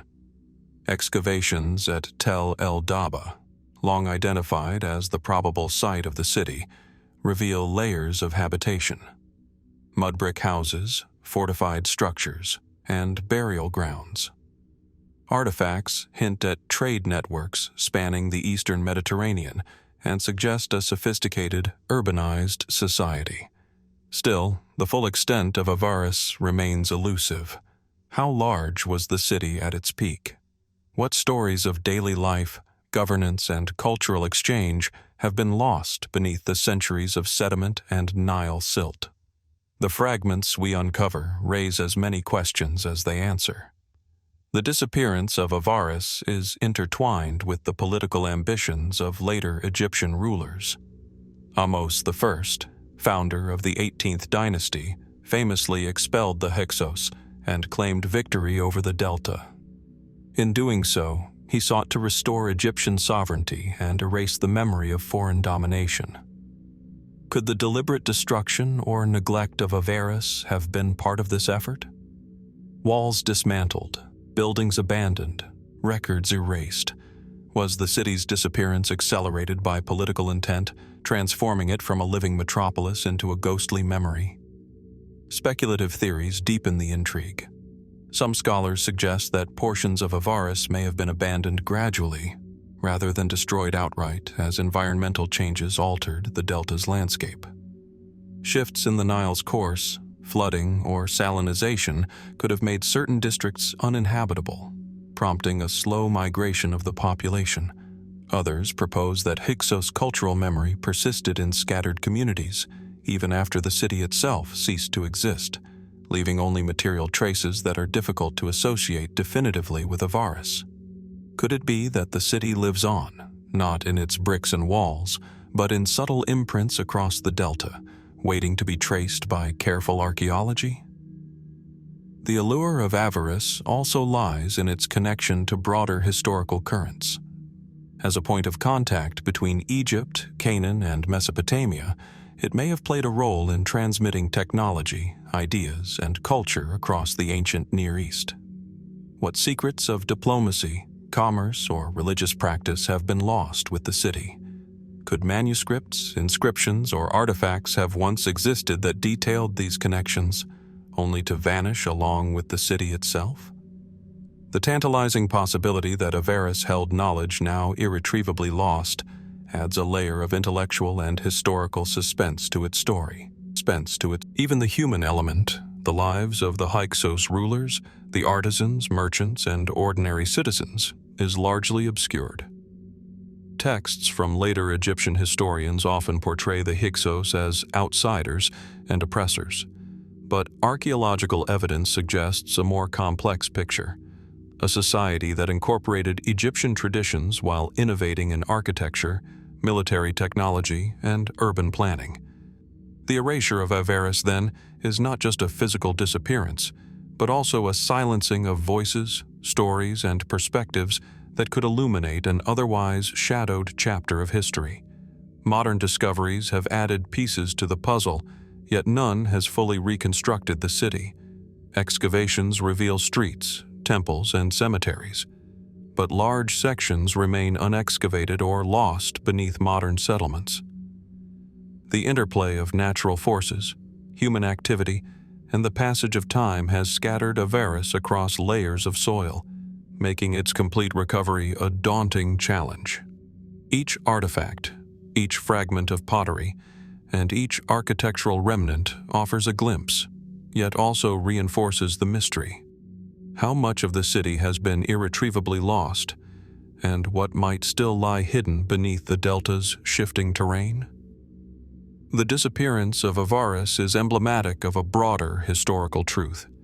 Even the most influential cities, those that once served as epicenters of power and culture, can vanish, leaving only traces for future generations to decipher.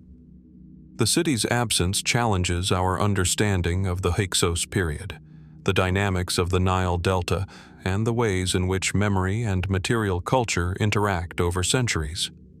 Each excavation, each analysis, brings us closer to the city, yet also reminds us of the gaps in the record, the stories that have slipped through time's sieve. And so, the vanished city of Avaris continues to haunt historians and archaeologists alike. Did it collapse suddenly under the weight of conquest and deliberate erasure? Or did it fade gradually, overtaken by environmental changes and shifting human settlements? Could undiscovered ruins still lie beneath the delta, waiting to reveal the full scale and sophistication of this ancient metropolis? Or has it been lost entirely, leaving behind only scattered artifacts and echoes of a civilization that once bridged worlds?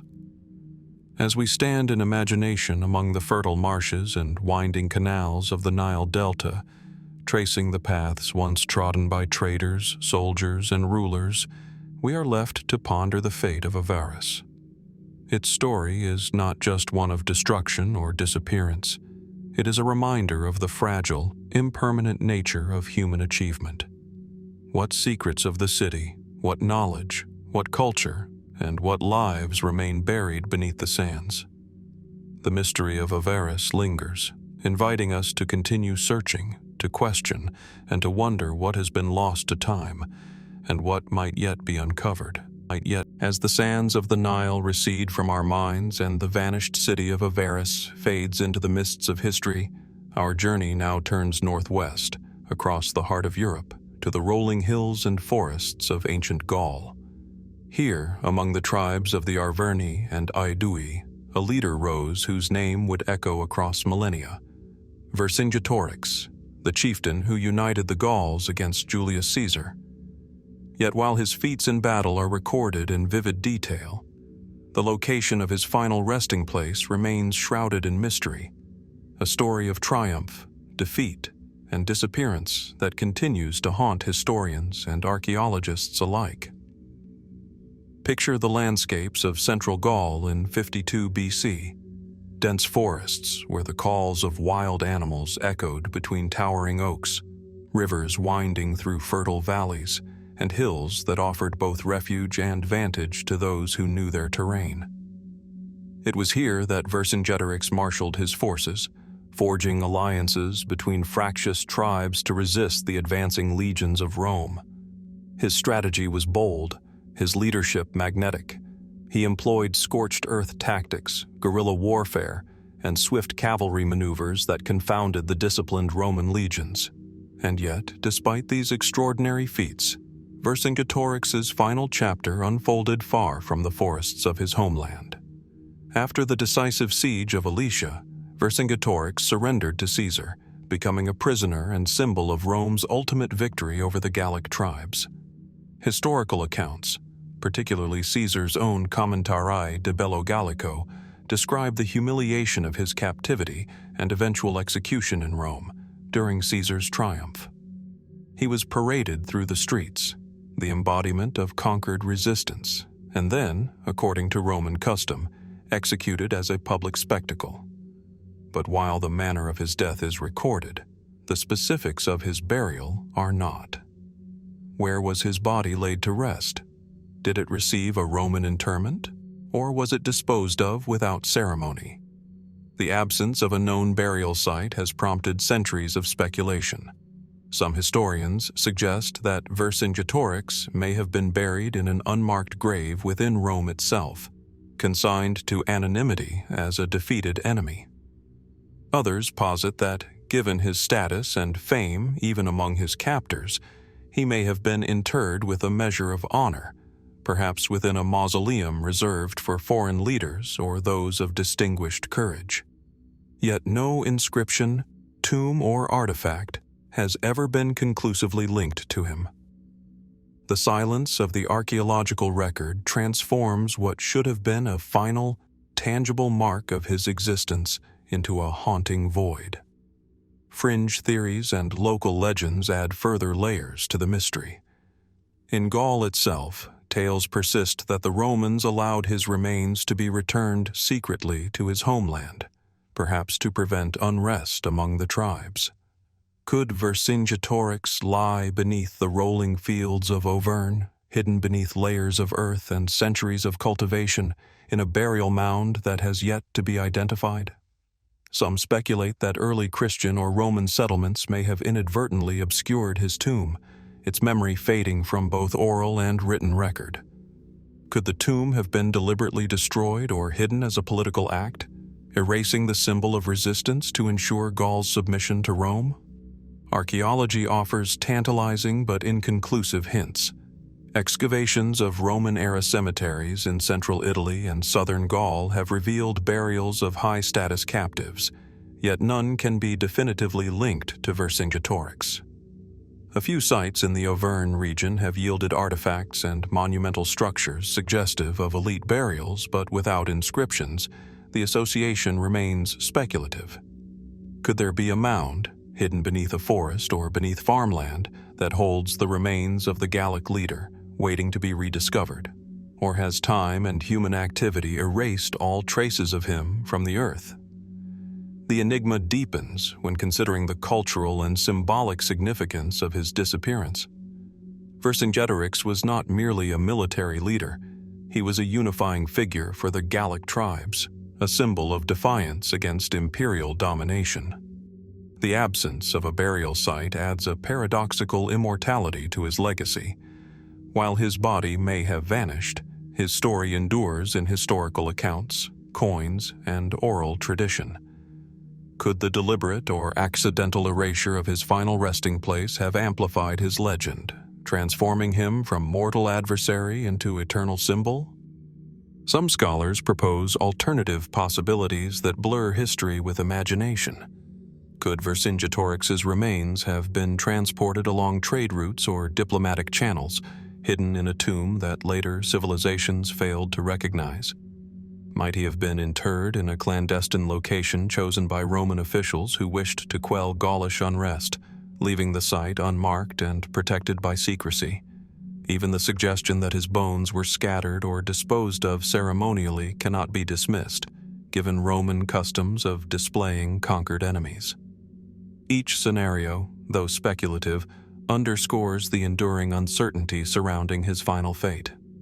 The mystery of Vercingetorix's burial also illuminates a broader pattern in history, the fragility of memory and the impermanence of even the most prominent lives. Battles are recorded, victories celebrated, yet the resting places of those who shaped events can disappear entirely. The missing tomb of Vercingetorix is a stark reminder that historical legacy is not always secured by deeds alone. It can be erased by circumstance, politics, and time. Every fragment of narrative, every coin bearing his likeness, serves as a ghostly echo of a man whose final chapter remains unwritten in stone. And so, the true burial site of Vercingetorix remains a riddle. Was he consigned to anonymity in Rome, buried quietly in obscurity, or did his remains return in secret to the land he sought to unite? Could there be a mound in the forests of Auvergne that holds him still, its location lost to memory and cultivation? Or has his physical presence been erased entirely, leaving only legend, fragments of history, and the haunting question of what might lie beneath the earth? As we stand, in imagination, among the rolling hills, rivers, and forests of ancient Gaul, retracing the paths of the Gallic warriors who once rallied behind him, we are confronted with the paradox of history. Vercingetorix's life was monumental, his victories and defeats immortalized, yet his final resting place remains hidden, a silent mystery. What secrets does the earth still hold? What truths remain buried, waiting to reveal the end of a life that shaped the destiny of Gaul and challenged the might of Rome itself? As the echoes of Gaul and the vanished legacy of Vercingetorix settle into memory, our journey carries us eastward, across deserts and rivers, to the heart of the Islamic Golden Age, where the city of Baghdad shimmered along the Tigris under the rule of one of history's most famous caliphs. Harun al-Rashid, the fifth Abbasid caliph, presided over an empire of unparalleled wealth, culture, and intellect in the late 8th and early 9th centuries A.D. Yet while tales of his court, filled with poets, scholars, and merchants, have endured, one of the greatest mysteries of his reign remains hidden from view.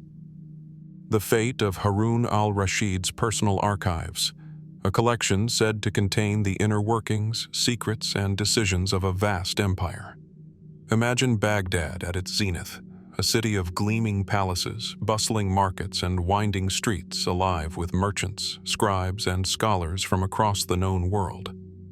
The caliph's court at the round city, encircled by massive walls and the meandering Tigris, would have been a hub of administration and culture, a place where decisions affecting millions were drafted and sealed on parchment. It was here that Harun al-Rashid oversaw an empire stretching from North Africa to Persia, maintaining vast networks of correspondence with governors, tribal leaders, foreign dignitaries, and scholars alike. Within his private archives lay not only records of governance, but personal notes, diplomatic missives, and perhaps insights into the famed intelligence network that kept the caliph informed of every corner of his domain. We know from historical accounts that Harun al-Rashid valued knowledge and documentation. The caliph famously supported the House of Wisdom, where scholars translated texts from Greek, Persian, and Sanskrit into Arabic. Yet alongside these public repositories, he maintained private collections, records that chronicled the practical, political, and personal dimensions of rulership.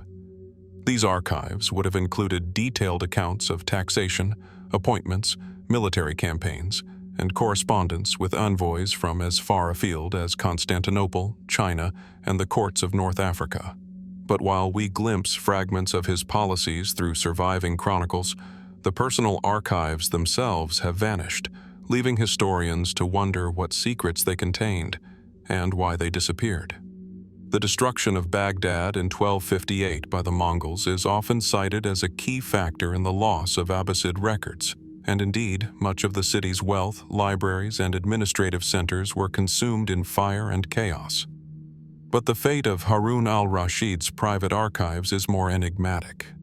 Unlike public libraries or state records, personal archives may have been stored in multiple locations, within the caliph's palaces, in secure chambers, or even entrusted to loyal officials. Were these collections looted, destroyed, or deliberately hidden during periods of political instability following the caliph's death? Could some of the documents have survived, dispersed across the empire, waiting to be rediscovered in private collections or forgotten archives? Speculative theories abound. Some historians propose that the archives were intentionally removed by officials fearing their misuse or exposure, perhaps hidden in secret repositories in distant cities such as Samarra, Basra, or Kufa. Others suggest that certain documents were carried out of Baghdad during times of court intrigue or civil unrest, later lost in private hands or gradually deteriorating over centuries. Could it even be that the archives contained sensitive intelligence regarding Abbasid political maneuvering, assassination plots, or clandestine treaties, making them deliberately suppressed to protect the caliph's legacy and the stability of his successors? Archaeological evidence offers tantalizing, though incomplete, clues. While scholars have uncovered fragments of administrative records, correspondence, and scientific treatises from the Abbasid period, none can be directly tied to Harun al-Rashid's personal archives. Some fragments of letters and decrees survive in later copies, hints of the bureaucratic machinery of the caliphate, but they offer only glimpses. What else might have existed? Diaries, detailed accounts of foreign embassies, or notes on the daily decisions that shaped an empire of millions? Each fragment points to a vast collection that no longer exists, emphasizing the scale of what has been lost. The mystery of the caliph's archives also underscores a deeper truth about history. Knowledge is fragile, and even the most meticulously maintained records can vanish in the sweep of time, war, and human error. Harun al-Rashid's archives would have contained not only bureaucratic and political knowledge, but the private thoughts of a ruler balancing power, faith, and culture across a vast empire. The absence of these documents leaves a gap in our understanding, a silence that invites both curiosity and imagination. And so, the fate of Harun al-Rashid's personal archives remains an enigma. Were they destroyed in the fires that consumed Baghdad, or hidden away by cautious scribes and officials? Could fragments survive, scattered in private collections or mislabeled in distant libraries, waiting to be rediscovered? Might they reveal secrets about diplomacy, governance, or the daily life of one of history's most legendary caliphs that have been lost to us for over a millennium? As we picture the palaces, canals, and streets of Baghdad under Harun al-Rashid, the bustling scholars of the House of Wisdom, and the unseen chambers where private records were kept, we are confronted with the profound absence left by these vanished archives. They remind us that history is as much shaped by what is lost as by what survives, and that some of the greatest mysteries of human civilization remain hidden, whispering through time. What knowledge might still lie buried in the sands, in secret libraries, or within forgotten manuscripts, waiting to illuminate the mind of a caliph whose empire continues to fascinate, and whose personal story, hidden in those lost archives, remains unfinished? As the golden courts and bustling streets of Baghdad fade from our minds, and the vanished archives of Harun al-Rashid linger as a testament to lost knowledge, our journey now sweeps eastward across the steppes and deserts of Central Asia, into the lands once ruled by a conqueror whose shadow stretched from Delhi to Damascus.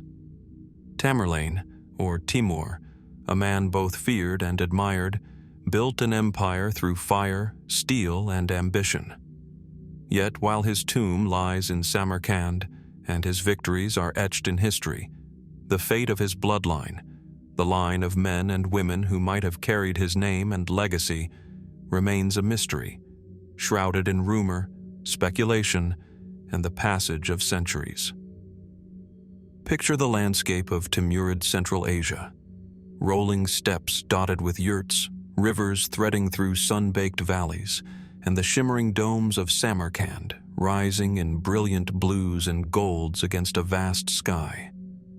This was a land of movement, of warriors and merchants, of conquerors and scholars. Timur, a man of extraordinary intellect and ruthless ambition, carved out dominions with unmatched ferocity. Yet his victories on the battlefield were only part of his story. In the palaces of Samarkand, in the gardens and caravanserais, he sought to build a dynasty to ensure that his bloodline would endure long after his own death.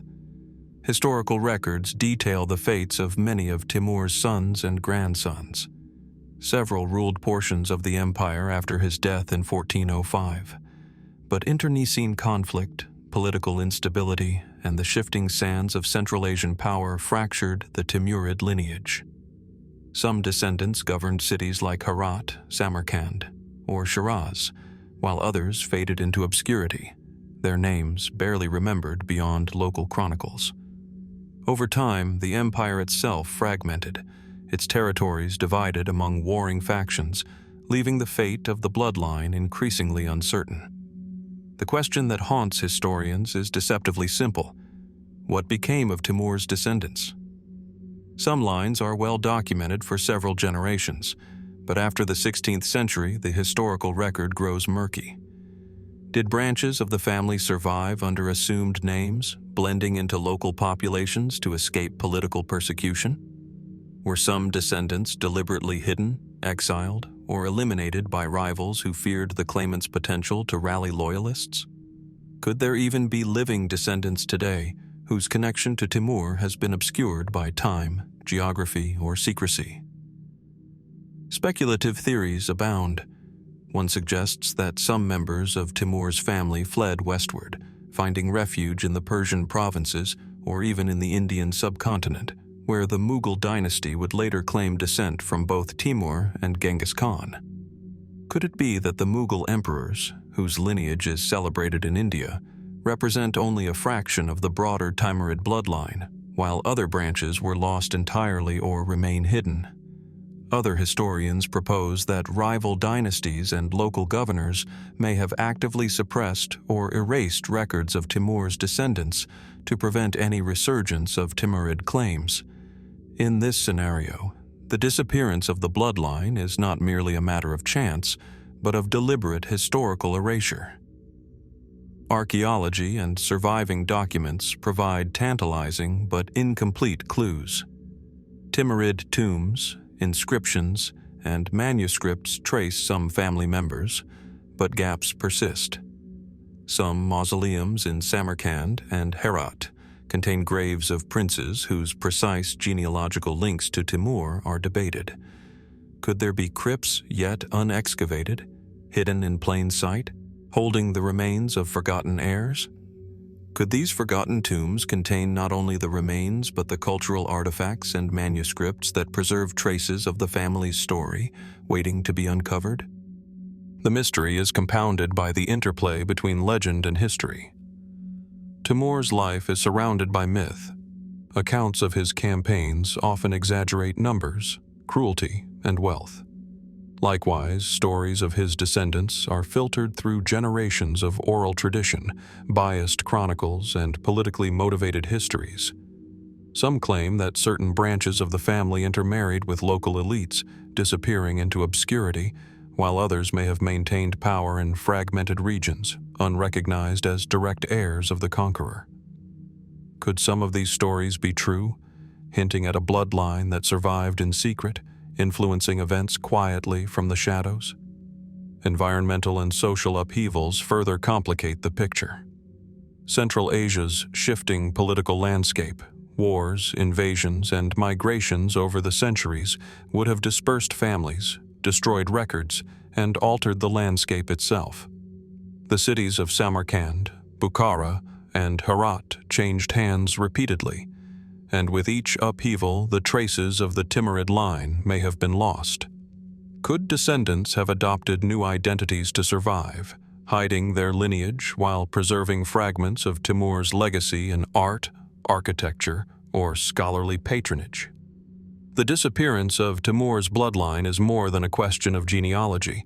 It is a window into the fragility of historical memory and the impermanence of human legacy. Timur's empire, vast and meticulously documented in its heyday, splintered almost as quickly as he had built it, leaving behind echoes of conquest and ambition, but leaving the question of his progeny unresolved. How much of history is shaped not by the chronicles we have, but by what has been lost, hidden, or deliberately erased? Even fringe theories venture further. Some speculate that distant communities along the Silk Road may unknowingly preserve fragments of the bloodline, embedded in family histories or traditions, yet unrecognized for their connection to Timur. Could there be descendants living quietly, unaware of their imperial heritage, their ancestry preserved only in subtle genealogical traces or in dormant claims that have never been asserted? Might hidden manuscripts, letters, or genealogical records exist, still waiting to reveal connections that could alter our understanding of Timurid survival and legacy? The enduring mystery of Timur's descendants underscores a broader truth.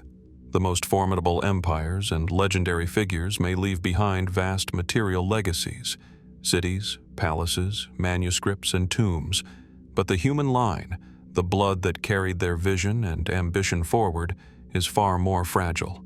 The absence of definitive records forces us to confront the limits of historical knowledge and the profound gaps that remain. For a man who sought to dominate the known world, the unknown fate of his bloodline is perhaps the most haunting testament to the unpredictability of history. And so, the question lingers. What became of Tamerlane's descendants? Were they quietly absorbed into other societies, living in anonymity, their connection to a conqueror forgotten? Or were entire branches extinguished in the political turbulence that followed the empire's fragmentation, leaving only the memory of Timur and not the bloodline that might have carried his legacy? Could there still be living descendants, scattered across Central Asia, the Middle East, or the Indian subcontinent, unaware of the historical significance of their ancestry? As we picture the deserts, rivers, and cities of Timurid Central Asia, tracing the footsteps of warriors, courtiers, and princes, we are reminded that history is both a record and a mystery. Tamerlane's conquests reshaped continents, yet the human line he sought to preserve has become elusive, a shadow drifting across centuries. What secrets remain hidden in forgotten tombs, obscure genealogical records, or unexamined manuscripts? The unknown fate of Timur's bloodline lingers, a silent question that haunts the vast landscapes he once ruled, reminding us that even the greatest legacies may vanish, leaving only echoes of their power and ambition.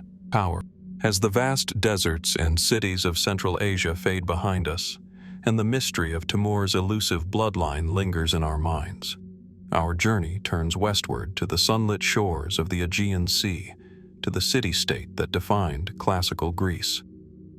Athens, in the 5th century BC, was a beacon of philosophy, art, and democracy.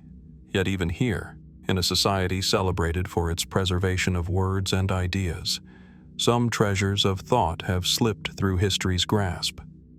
One such enigma is the fate of the manuscript containing Pericles' funeral oration, a speech that epitomized the ideals of Athens and the values of its citizens, yet whose original words, recorded perhaps in the very hand of a scribe close to Pericles, have vanished into obscurity.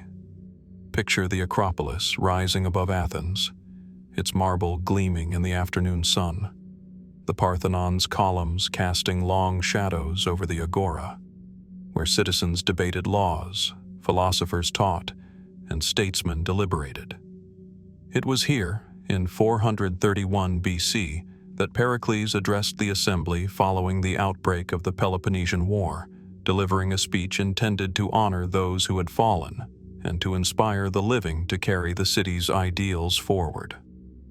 Contemporary accounts, preserved by historians like Thucydides, give us a reconstructed version of the speech, but the question lingers. Where was the original manuscript, and what became of it? The funeral oration was a product of a moment when Athens confronted mortality on a grand scale. Thousands of citizens had died in battle, and Pericles' words were meant to codify their sacrifice, to enshrine civic duty and honor. The speech was likely recorded soon after delivery by an attendant or scribe, a common practice in the city's thriving culture of literacy and record-keeping. These manuscripts, possibly written on papyrus or wax tablets, would have been precious, not only as historical records, but as embodiments of civic identity and political memory. Yet no original copy has survived, and historians must rely on Thucydides' reconstruction, a retelling that, while meticulous, cannot capture the nuances, inflections, or stylistic flourishes of the original manuscript. The disappearance of the manuscript may have begun in antiquity. Athens suffered invasions, occupations, and fires over the centuries, events that routinely destroyed libraries, archives, and personal collections. Could the funeral oration manuscript have been lost during the Peloponnesian War itself? Or perhaps later during the sack of Athens by Sulla in 86 BC? Might it have perished in a private collection, cared for by descendants of Pericles' circle, only to be discarded or misplaced as political fortunes shifted?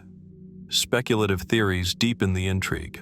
Some scholars propose that the original manuscript may have been intentionally suppressed or hidden.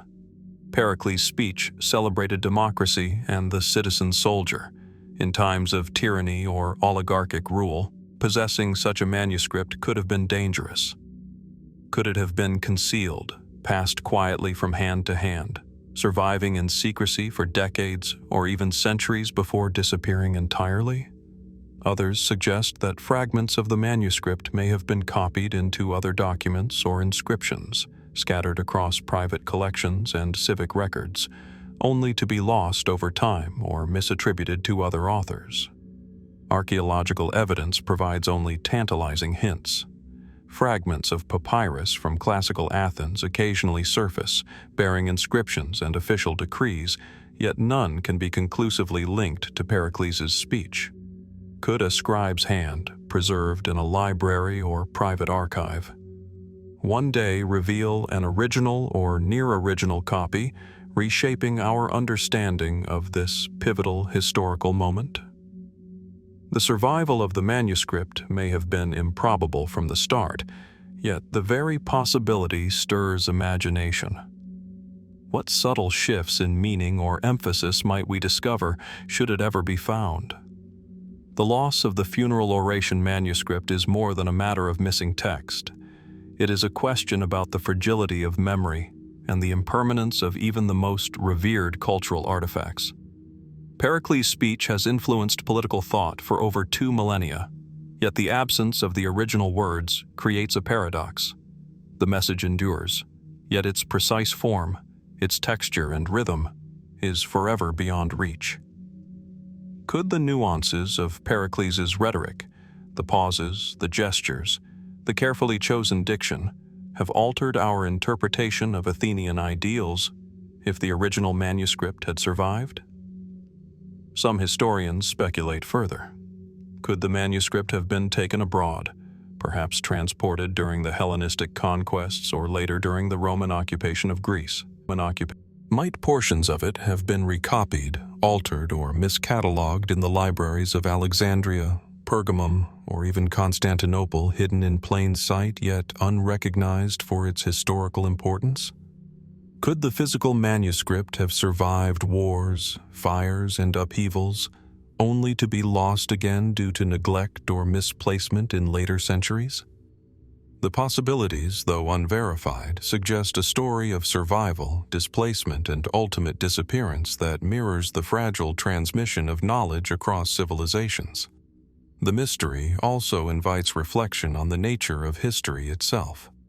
Even in Athens, a city celebrated for its commitment to recording thought, politics, and law, some of the most important documents could vanish, leaving only reconstructions and secondary accounts.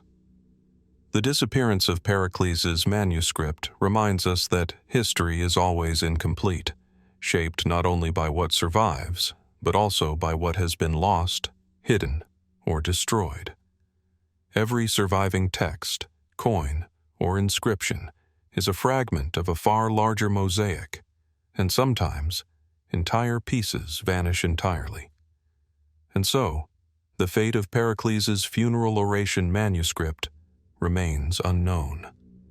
Was it destroyed in the chaos of war, hidden away by cautious citizens, or carried across the Mediterranean only to vanish in a private library or royal collection? Could it still exist, waiting to be uncovered in a forgotten archive or misidentified among other classical texts? Might it one day reveal subtle shades of meaning, rhetorical choices, or historical insights that could deepen our understanding of Athens its democracy, and the ideals Pericles sought to enshrine? As we stand, in imagination, amid the marble columns of the Acropolis, the agora buzzing with citizens, and the sacred groves where Athenians gathered to honor their dead, we are confronted by the silent absence of that manuscript. It is a reminder that even in the most celebrated civilizations, the traces of human thought are delicate, subject to the vagaries of time, conflict, and chance. What truths remain buried? What words remain unspoken, waiting to illuminate a moment of history that shaped the Western world? The unknown fate of Pericles' funeral oration manuscript lingers, an enduring question that beckons us to continue seeking, imagining, and wondering. As the marble pillars and sun-drenched agora of Athens fade from our thoughts, and the silent mystery of Pericles' vanished manuscript lingers in our minds, our journey now turns northwest across the continent, from the cradle of democracy to the heart of medieval Europe. There, in the lands of the Franks and the Holy Roman Empire, a ruler once rose whose name would echo across centuries: Charlemagne, king of the Franks, Lombards, and later Emperor of the Romans. His reign transformed Europe, uniting vast territories under a single banner, fostering learning, administration, and culture. Yet even amid his monumental legacy, one tangible emblem of his sovereignty has eluded history: the final resting place of Charlemagne's crown. Picture the Aachen Palatine Chapel, Charlemagne's seat of power, a marvel of Carolingian architecture with its octagonal rotunda, golden mosaics, and towering columns reflecting candlelight on polished marble floors. Within its sacred halls, the crown would have symbolized not only imperial authority, but the divine sanction of his rule, a physical embodiment of the king who united Europe. Accounts suggest that this was no ordinary crown. It was a carefully wrought object of gold, adorned with precious stones, representing both temporal power and spiritual legitimacy. In an era when kingship was inseparable from religion, the crown was more than regalia. It was a conduit of symbolic continuity, a relic of Charlemagne's vision for a united Christendom. Historical records tell us that Charlemagne was crowned Emperor of the Romans by Pope Leo III on Christmas Day in 800 AD, an event that revived the imperial title in the West and established the precedent for centuries of Holy Roman emperors. Yet the sources are curiously silent on the ultimate fate of the crown itself. Some evidence suggests it was preserved in Aachen Cathedral, displayed during ceremonies, and used to legitimize successors. Others hint that it may have traveled with Charlemagne's relics or been transferred to various European treasuries as political fortunes shifted. Over time, however, the precise location of the crown became obscured, leaving historians to piece together its fate from fragmentary accounts and indirect references.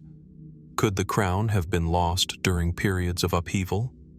The Carolingian Empire fragmented following Charlemagne's death in 814 AD, as territories were divided among his heirs. Wars, rebellions, and the shifting ambitions of regional rulers could have imperiled the crown, even if only temporarily. Did it survive intact in the cathedral treasury, carefully guarded, or was it moved, hidden, or even stolen amid political instability?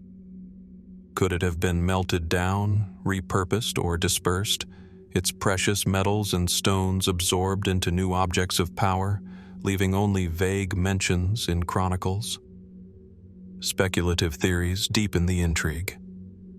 Some suggest that the crown, a potent symbol of imperial authority, may have been intentionally hidden to prevent it from falling into the hands of rivals.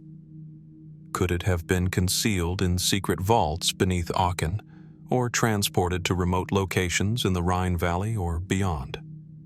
Other historians posit that the crown may have been divided, with gems and gold sent to monasteries, abbeys, or noble families to safeguard Charlemagne's legacy in fragments. Could it be that pieces of the crown survive today, scattered across Europe in unsuspected treasuries or private collections, awaiting recognition? Archaeological and art historical evidence offers tantalizing but inconclusive clues. Reliquaries, church inventories, and surviving regalia of subsequent emperors hint at objects that may have originated from Charlemagne's crown, yet none can be definitively confirmed. Some surviving medieval crowns contain gold or gemstones described in contemporary Carolingian sources, sparking debate among scholars. Could these fragments, carefully reworked into later crowns or ceremonial regalia, represent the remnants of Charlemagne's original emblem? Or has time, human ambition, and the desire to consolidate power erased the physical traces of a symbol that once united an empire? The crown's disappearance also highlights the interplay between material culture and memory. Charlemagne's rule was monumental, leaving behind manuscripts, architectural marvels, and cultural reforms. Yet the loss, or concealment, of his crown reminds us that even the most potent symbols of authority are vulnerable to history's passage. What meaning does the crown hold today, if its whereabouts are unknown? Does its absence diminish Charlemagne's legacy, or does it enhance the aura of mystery surrounding a man whose influence reshaped Europe? Some fringe theories push the mystery further. Could the crown have been secretly transported outside Aachen altogether, carried into territories controlled by loyal nobles, or even sent eastward along trade routes, far from the prying eyes of rival powers? Could it have survived wars, revolutions, and iconoclastic zeal, lying dormant in a forgotten treasury or private collection, misidentified or unrecognized for its historical significance? Others speculate that the crown may have been deliberately concealed beneath church floors or in subterranean vaults, protected by hidden mechanisms or secret chambers, its location lost to all but those who once served the emperor. Environmental and human factors further complicate the story. Aachen, like many European cities, endured fire, flooding, and reconstruction over centuries, and objects of value were often relocated for protection or plundered during sieges. Could the crown have been transferred during one of these crises, only to vanish in the complex web of European politics? The passage of time, coupled with the lack of continuous documentation, ensures that every theory remains plausible yet unproven, each adding to the haunting allure of the mystery. The fate of Charlemagne's crown is not merely a question of material history. It is a reflection on the impermanence of power, the fragility of human legacy, and the limits of our knowledge. The crown was more than gold and jewels. It was a symbol of unity, legitimacy, and divine favor, embodying the authority of a ruler whose ambition reshaped an entire continent. Its disappearance reminds us that even the most carefully safeguarded symbols, central to political and religious life, can vanish, leaving historians to speculate, reconstruct, and wonder. And so, the question remains: where does Charlemagne's crown rest today? Was it destroyed or repurposed in the turbulence following his death, or carefully hidden in a secret repository beneath Aachen or elsewhere? Could fragments of it survive, waiting to be recognized in a monastery treasury, a noble collection, or a European museum, misidentified yet enduring? Might it one day re-emerge, offering a tangible link to the man whose reign shaped medieval Europe and inspired generations of rulers? As we imagine the candlelit halls of Aachen, the echo of ceremony through vaulted ceilings, and the silent chambers where the crown may have rested, we confront the profound uncertainty of history. Charlemagne's empire, vast and monumental, remains partially visible through architecture, manuscripts, and cultural influence.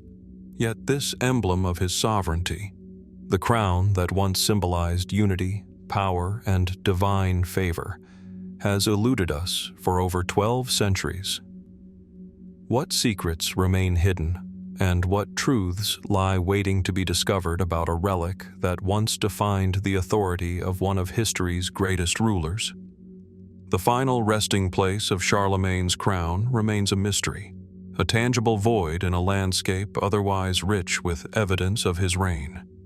Its absence is a reminder that history is not only what survives in stone and parchment, but also what is lost, concealed, or erased by the passage of time. Every shard of evidence, every chronicle, and every speculation invites us to imagine, to question, and to seek the answers buried beneath layers of centuries. The crown may have vanished, but its legacy, its symbolism, and the mystery surrounding its fate continue to haunt the story of Charlemagne and the Europe he sought to unite. As the echoes of Aachen and the vanished crown of Charlemagne fade behind us, our journey turns southeast across the rugged landscapes of Anatolia and into the shadowy depths of one of the ancient Near East's most enigmatic civilizations. The Hittites, an empire that rose to prominence in the 2nd millennium BC, wielded power across much of Anatolia and northern Syria, leaving behind records of treaties, conquests, and diplomatic correspondence. Yet despite this richness of textual evidence, one mystery endures: the location of the Hittite Empire's northern capital, a city whose very name survives in inscriptions, but whose ruins have largely eluded discovery. Picture the northern reaches of Anatolia, a land of jagged mountains, fertile valleys, and rivers that twist like silver threads through oak-studded hills. It was here, in the late Bronze Age, that the northern provinces of the Hittite Empire flourished, serving as both military outposts and administrative hubs. The northern capital, referenced in royal archives and diplomatic letters, would have been a center of governance, culture, and trade, a city brimming with scribes, craftsmen, and courtiers. Yet, unlike Hattusa, the empire's southern capital, whose gates, temples, and fortifications have been partially unearthed, this northern seat remains lost to the earth, buried beneath layers of soil and centuries of history. The historical record provides tantalizing hints. References in Hittite cuneiform tablets mention the city as a focal point of military campaigns and royal administration, often in the context of rebellions or conflicts with neighboring polities. Kings such as Suppiluliuma I and Tudhaliya IV appear to have invested resources and personnel in securing this northern hub, yet the texts offer only its name and relative geographic position. No detailed plan, topographical description, or surviving monument has yet revealed the city's precise location. Could it be hidden beneath a modern village, obscured by alluvial deposits, or concealed in a remote mountain valley, waiting silently beneath centuries of agriculture and settlement? The mystery deepens when we consider the Hittites' complex relationship with the surrounding regions. The northern frontier was strategically significant, bordering the kingdoms of Kizzuwatna, Hyasa Azi, and other small states whose loyalty often shifted. Could the northern capital have suffered destruction during one of these conflicts, leaving only fragments of its material culture to be scattered across the landscape? Was it abandoned in the wake of invasions, or did environmental changes, floods, earthquakes, or climatic shifts, force its population to relocate, leaving the city to vanish into memory? Archaeologists and historians have long debated potential sites. Excavations in northern Anatolia have uncovered settlements from the late Bronze Age, yet none can be conclusively identified as the northern capital. Some sites display large fortifications, ceremonial structures, and inscriptions suggestive of administrative activity, yet a definitive link remains elusive. Could the city have been intentionally hidden by its inhabitants to protect it from invading armies, perhaps fortified underground or camouflaged amidst natural terrain? Or might it have simply been absorbed into successive layers of settlement, its structures repurposed, its stones quarried for later buildings, erasing physical traces over millennia? Speculative theories also emerge from the sparse evidence. Some researchers suggest that the city may lie beneath present-day towns or villages, buried under layers of continuous habitation that obscure its ancient foundations. Others propose that the northern capital may have been relocated periodically, reflecting the Hittites' flexible administrative strategies and their response to shifting political or environmental pressures. Could it even have been deliberately dismantled, its monuments transported to other Hittite centers, leaving only ephemeral traces in the archaeological record? Each scenario underscores the fragility of human legacy and the delicate interplay between civilization and the passage of time. The loss of the northern capital is particularly poignant when viewed in the context of the Hittites' achievements. The empire was renowned for its sophisticated legal codes, diplomatic correspondence, including the earliest known treaties, and mastery of iron technology in its later period. A northern seat of power would have been essential for maintaining control over distant provinces, coordinating military campaigns, and facilitating trade with neighboring kingdoms. The absence of its material remains leaves a gap not only in the map of Hittite settlements, but in our understanding of the empire's full administrative and cultural sophistication. Even the surrounding terrain contributes to the uncertainty. Northern Anatolia is a region of seismic activity, dense forests, and rivers prone to flooding, any of which could have obliterated surface structures or buried them beneath sediment. Over the centuries, local populations may have repurposed building materials, unaware of the significance of what they dismantled. Could hidden inscriptions, cuneiform tablets, or monumental architecture still exist, preserved beneath the soil, waiting for archaeologists to uncover them? Might these discoveries one day illuminate not only the city's location, but its role in the broader political, economic, and religious life of the Hittite Empire? The northern capital's disappearance also highlights a recurring pattern in ancient history. Cities can vanish entirely from physical memory even when their names endure in texts. The contrast between Hattusa, whose ruins dominate modern scholarship, and the unknown northern seat exemplifies this. While one city survives to tell its story through walls, gates, and temples, the other lingers only in references, in echoes of dispatches and royal commands that hint at its grandeur, yet reveal almost nothing of its physical reality. Such absences remind us that history is both preserved and lost in uneven measure, and that even powerful states may leave behind invisible traces. Fringe theories add an additional layer of fascination. Could the northern capital have been deliberately hidden by its rulers, a secret city built to protect treasures, archives, or royal lineage during times of crisis? Could it have been relocated to evade invaders, leaving only its ceremonial or administrative centers, while the main population moved elsewhere? Some have even suggested the possibility that remnants of the city lie across borders, in areas of eastern Anatolia or southern Caucasus, complicating modern identification due to political and geographic challenges.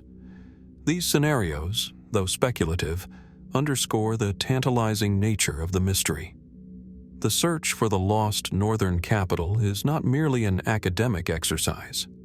It is a window into the processes by which civilizations rise, thrive, and disappear. It reminds us that human endeavor, even the construction of monumental cities and complex administrative networks, can vanish without a trace, leaving only the faintest clues in texts, artifacts, or topography. Each cuneiform tablet, each fragment of pottery, each meandering river valley might conceal evidence of a city that once pulsated with life, decision, and ceremony. And so, the northern capital of the Hittite Empire remains unseen, a ghost city suspended between memory and earth. Was it destroyed in the chaos of warfare, buried by shifting rivers and sediment, or hidden by its own citizens to safeguard treasures and records? Might future archaeological discoveries, aided by satellite imaging, ground-penetrating radar, or meticulous excavation, finally reveal its location? Could the secrets of governance, culture, and imperial power embedded within its walls, and perhaps within archives or inscriptions, be preserved beneath layers of soil, waiting to illuminate a crucial chapter of ancient history? As we imagine the forested hills and fertile valleys of northern Anatolia, the echo of Hittite warriors marching, scribes recording decrees, and citizens attending to their daily lives, we confront the enduring silence of a lost city. Its absence challenges our understanding of an empire that once dominated the Near East, reminding us that even the most sophisticated civilizations leave traces that may disappear, concealed by nature, time, or human intervention. The northern capital of the Hittite Empire remains a mystery, a question suspended in the terrain it once commanded, inviting us to wonder what still lies buried, waiting to be found. As the rugged hills and hidden ruins of the Hittite Empire recede behind us, our journey sweeps southeast once more, crossing centuries and civilizations toward the glittering shores of the eastern Mediterranean. Here lies Constantinople, a city of legend and fortification, the heart of the Byzantine Empire, where domes gleamed under the sun, minarets would later cast their shadows, and marble streets echoed with the footsteps of emperors and citizens alike. For over 1,000 years, Byzantium endured, a civilization bridging east and west, preserving Roman law, Greek philosophy, and Christian devotion. Yet within its sprawling palaces and labyrinthine streets, one mystery continues to elude historians: the fate of the empire's missing heir, a figure who vanished from history at the moment when the empire teetered on the edge of collapse. Imagine the Palatine halls of the great palace of Constantinople, their mosaic floors glittering with gold tesserae, walls adorned with scenes of emperors and saints, and corridors echoing with whispered intrigue. It was within these walls that dynastic succession was both a duty and a peril. Emperors ruled not only with political authority, but under the scrutiny of court officials, military leaders, and the Orthodox Church, each with their own ambitions. And yet, even amidst the meticulous recording of names, decrees, and imperial events, some figures slip into shadow. Among them is the last potential heir of the Byzantine imperial line, a person whose existence is hinted at in scattered chronicles, yet whose fate remains an enduring enigma. Historical records from the late Byzantine period provide a fragmentary trail. The empire, weakened by internal strife, external pressures, and the looming threat of the Ottoman Turks, saw its rulers navigating a dangerous landscape of alliances and betrayals. Successions were rarely peaceful, often contested by claimants, usurpers, and foreign powers. Some sources hint that a child or young relative of the final emperors may have survived the fall of Constantinople in 1453, spirited away amidst the chaos of conquest. Yet their identity, their location, and even their survival are matters of conjecture. Could this heir have fled by sea, hidden within the Venetian or Genoese fleets that still maintained trade in the Aegean? Might they have found refuge in monasteries tucked along the Bosphorus or in remote enclaves of the Peloponnese? Speculative theories abound, each weaving a tantalizing narrative from the threads of historical possibility. Some historians propose that the heir was taken to Western Europe, perhaps to Italy or France, to secure dynastic protection or to be used in political machinations. Could this child have grown under a different name, obscured from the Ottoman rulers who sought to extinguish Byzantine claims entirely? Others suggest that the heir may have entered religious life, hidden in monasteries both in Greece and in the wider Orthodox world, their lineage preserved quietly within cloisters, unknown even to those around them. Could fragments of Byzantine documents, letters, or family records, lost to time, hold clues that might reveal the truth? The disappearance of the heir is entwined with the fate of the empire itself. Constantinople fell after a siege that saw walls breached, churches desecrated, and palaces looted. Imperial regalia, gold, and sacred relics were seized, scattered, or destroyed.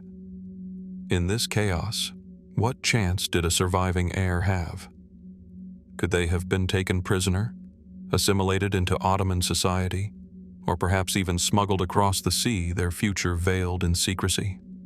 The political stakes were immense, A living descendant of the Byzantine emperors could serve as a rallying figure for resistance or be leveraged as a pawn in foreign ambitions. The very idea of the heir's survival would have been dangerous, compelling secrecy and discretion. Archaeological and textual evidence offers tantalizing but inconclusive hints. Some Venetian and Genoese accounts mention children of Byzantine royalty arriving in Italy, sometimes adopted or sheltered by prominent families. Monastic chronicles occasionally reference noble refugees from Constantinople, cloistered and hidden, their full identities obscured by time or deliberate concealment. Could one of these individuals be the lost heir? Could surviving letters or marginal notes in monastery archives contain subtle markers of imperial bloodline, unnoticed by historians for centuries? Environmental and human factors further obscure the trail. Constantinople's palaces and archives suffered not only from conquest, but from earthquakes, fires, and subsequent renovations. Coastal and island monasteries were subject to piracy, abandonment, and natural decay. Over centuries, records were destroyed, repurposed, or neglected. Could remnants of the heir's existence, documents, letters, or artifacts, still survive in private collections, tucked away in monasteries, or misattributed in European archives? Might genetic traces embedded in descendants still persist, waiting to be identified by modern research? The mystery of the missing heir also raises questions about the transmission of culture and identity. Byzantium was more than an empire. It was a civilization sustained by learning, art, and religion. The survival of a legitimate heir, even in obscurity, could have carried symbolic weight, a living connection to a lineage that traced itself to Roman and Christian traditions. Could such a descendant have quietly influenced local politics, preserved traditions, or safeguarded documents that otherwise would have been lost? Or did the line vanish entirely, leaving history with only its shadow? Fringe theories further complicate the story. Some suggest that the heir may have traveled far beyond the Mediterranean, settling in distant lands such as Crimea, the Balkans, or even further east in areas influenced by the Orthodox Church. Could descendants of the Byzantine emperors exist today, their lineage obscured by centuries of migration and anonymity? Might scattered genealogical records, oral traditions, or unexplored archives in monasteries and noble houses hold fragments of this story, waiting for a meticulous search to uncover the truth? The disappearance of the Byzantine heir underscores the fragility of history itself. Empires rise and fall, yet human lives, even those of rulers and heirs, can vanish from memory, leaving only traces in documents, inscriptions, or fleeting references. The fate of the last potential heir is a reminder that history is not merely a record of events. It is shaped by survival, chance, and human action, leaving gaps that challenge our understanding and ignite our imagination. And so, we are left with a question that has haunted scholars for centuries. What became of the missing heir of the Byzantine Empire? Were they taken to a foreign court, hidden in the hills and monasteries of Greece, or perhaps absorbed into a new identity far from the lands they were born to rule? Could they have survived in secrecy, living out a life far removed from the grandeur and tragedy of Constantinople? Or did the line end abruptly, extinguished as the city itself fell, leaving only fragments of memory and speculation behind? As we imagine the marble-lined streets of Constantinople, the mosaics glinting in fading sunlight, and the grandeur of the palaces now silent beneath the weight of centuries, we confront the uncertainty of the human story. The empire has long ceased to exist, yet the mystery of its potential heir persists, a shadow threading through history, reminding us that even the most powerful dynasties may leave behind unanswered questions. The missing heir of Byzantium lingers as a haunting enigma, inviting us to wonder not only about who they were, but about what traces of the empire might still survive in the hearts, families, and hidden records of the world. As the shadows of Byzantium and the missing heir fade into the folds of history, our journey moves northwest across Europe, into the rugged hills, fertile valleys, and fortified towns of Normandy and England. Here, the legacy of conquest and dynastic ambition is written not only in stone and parchment, but in the whispered tales of kings and princes whose lives were intertwined with power, loyalty, and betrayal.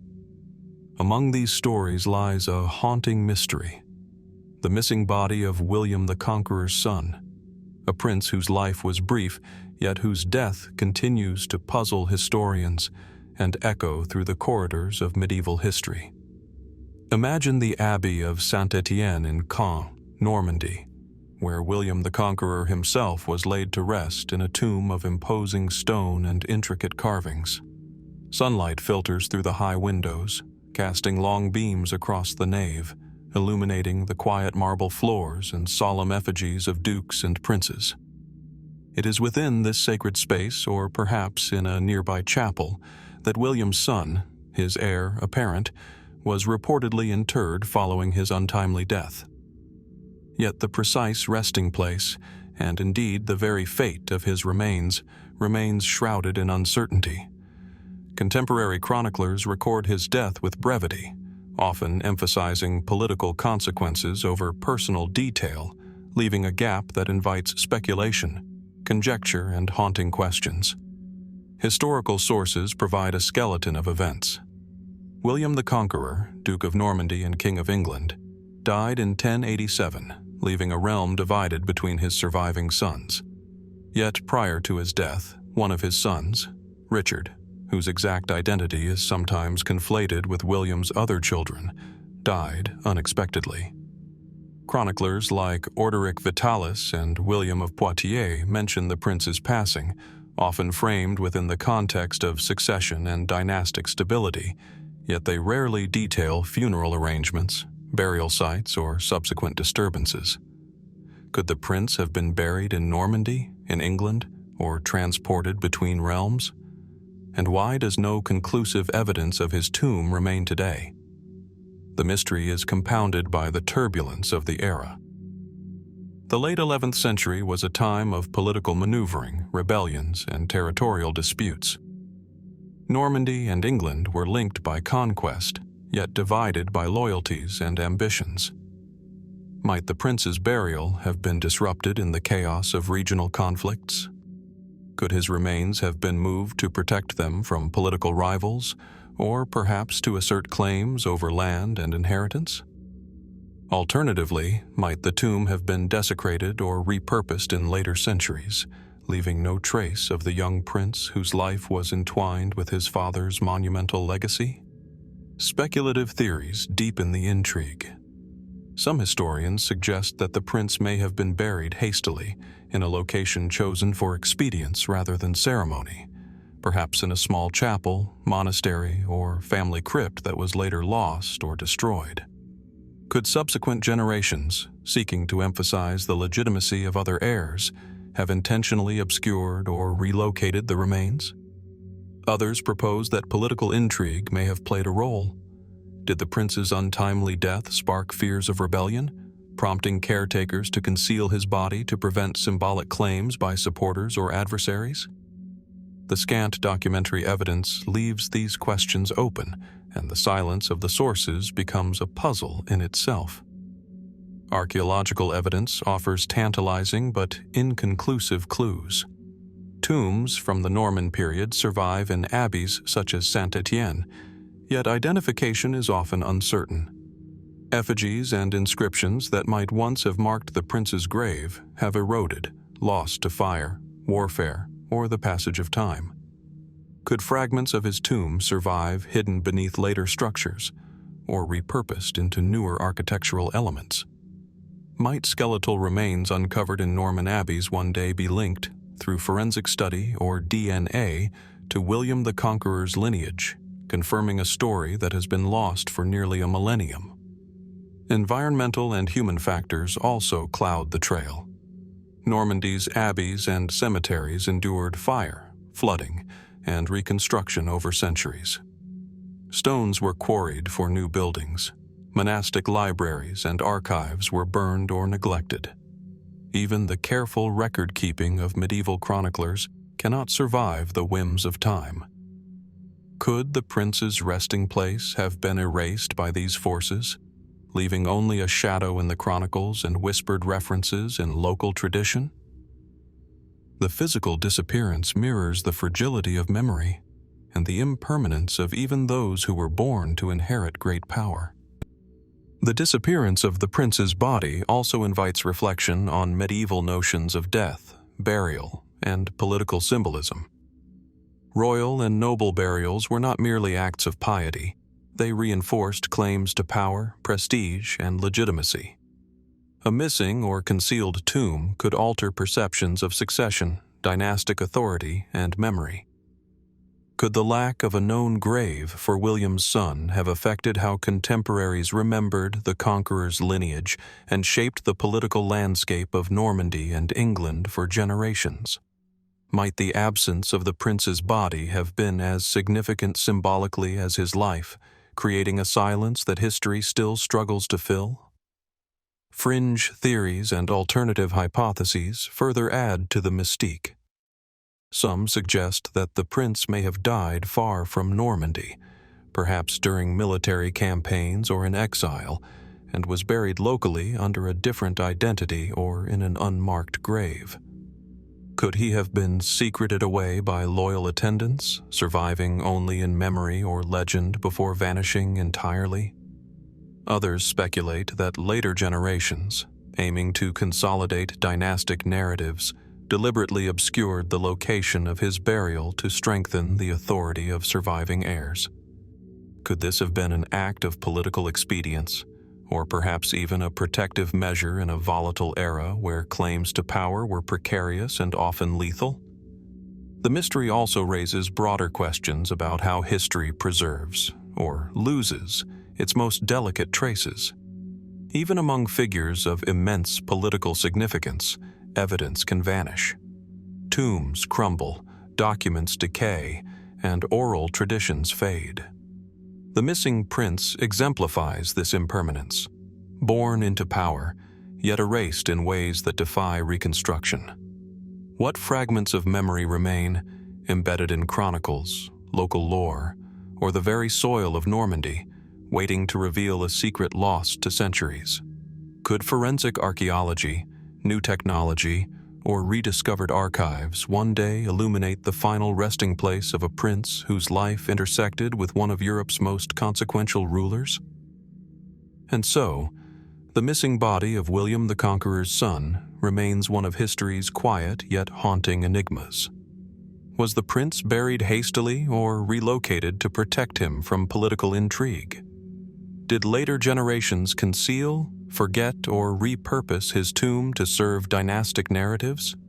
Or did the chaos of medieval conflict erase all traces, leaving only references in chronicles and the faint memory of a lineage interrupted?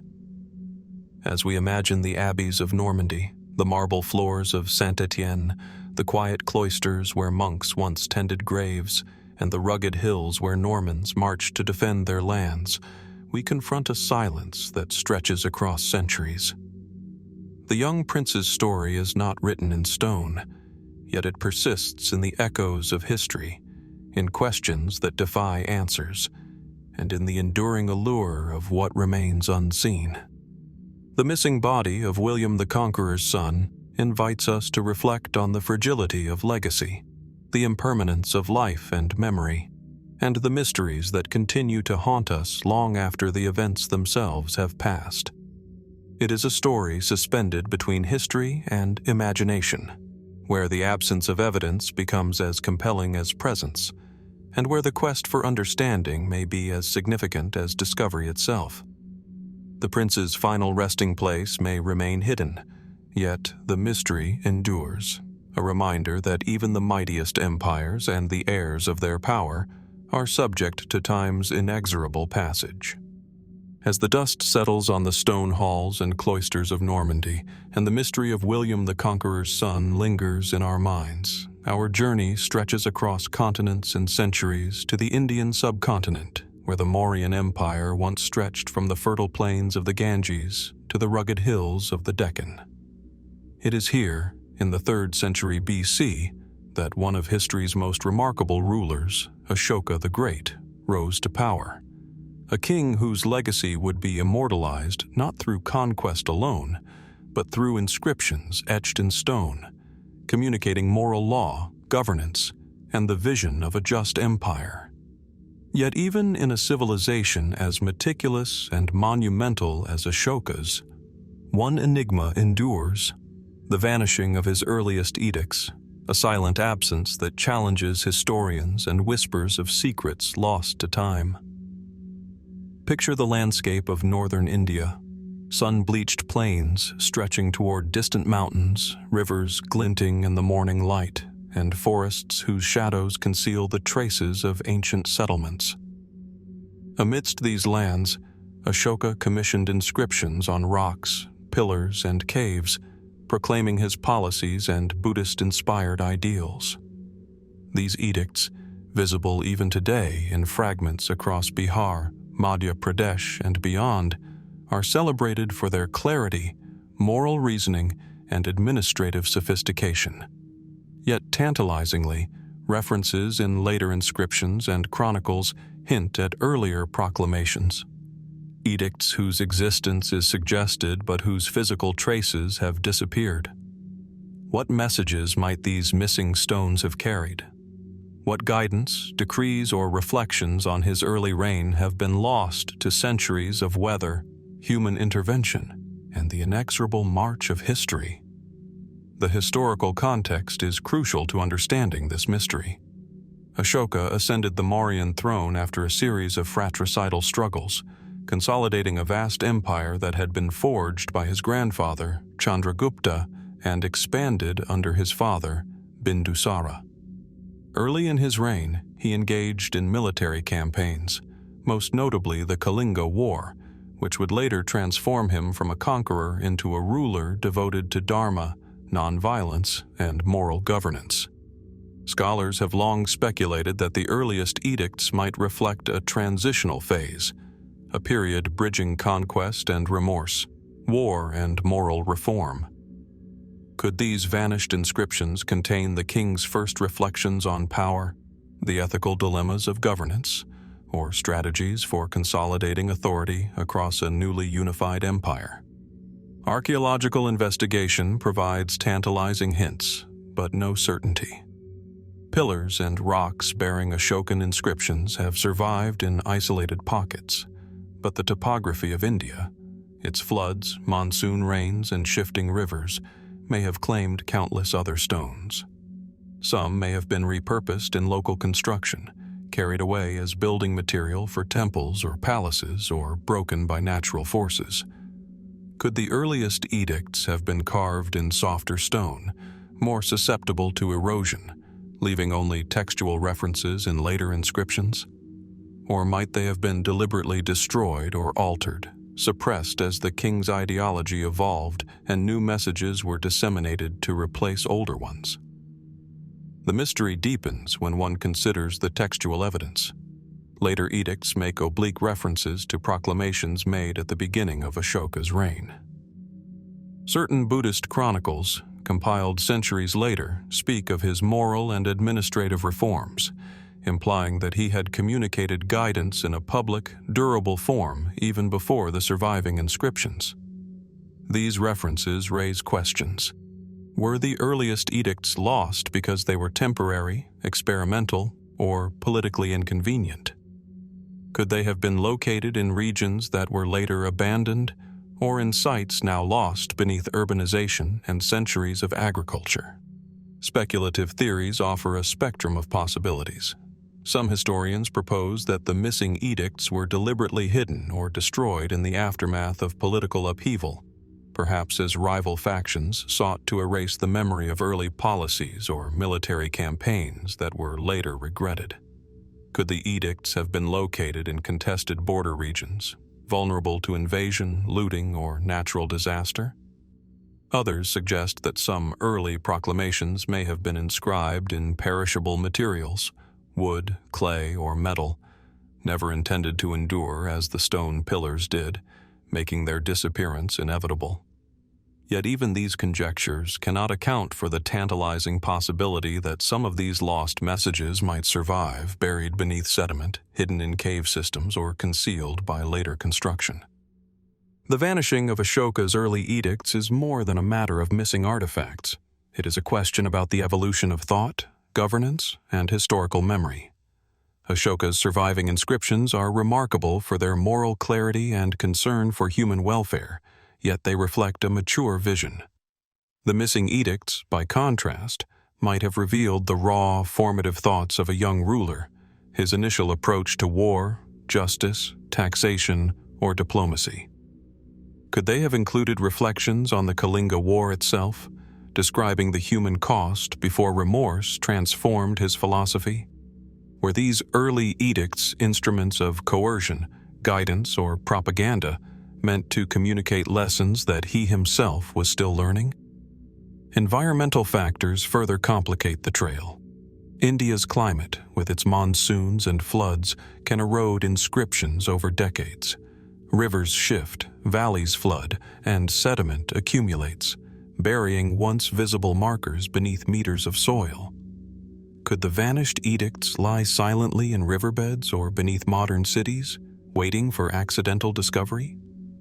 Monsoon rains, earthquakes, and centuries of agricultural activity could have obliterated them entirely, leaving no trace for modern archaeologists. The human factor adds another dimension. Ashoka's successors, and the rulers who followed in the Mauryan tradition, may have altered, removed, or replaced early inscriptions to reflect shifting priorities. Could political concerns, local resistance, or ideological differences have led to the deliberate removal of edicts that conflicted with emerging policies? Might there be fragments embedded in other structures, repurposed as foundational stones in temples or palaces, their original significance obscured by centuries of reconstruction? Fringe theories extend the mystery beyond conventional explanations. Some speculate that the missing edicts might even convey esoteric or philosophical messages intended for select audiences rather than the general populace. Could they have recorded secret instructions for governance, religious guidance, or moral reasoning preserved in locations hidden from public view?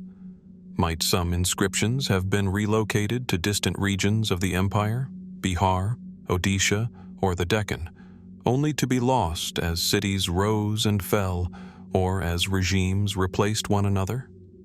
Each hypothesis underscores the tantalizing possibility that what was once public and monumental could now be invisible, leaving history with a tantalizing void. The vanishing of these edicts also speaks to the fragility of historical memory. Stone endures longer than paper, yet even stone cannot escape the passage of time, natural calamities, or human interference. Even the most carefully inscribed decree can be erased by centuries of weather, war, or repurposing. Ashoka's early edicts remind us that history is partial, shaped not only by what survives, but by what is lost, forgotten, or concealed. And so, the mystery remains. What did Ashoka communicate in those earliest inscriptions, and why have they vanished? Were they experimental attempts at moral governance, lost to environmental decay?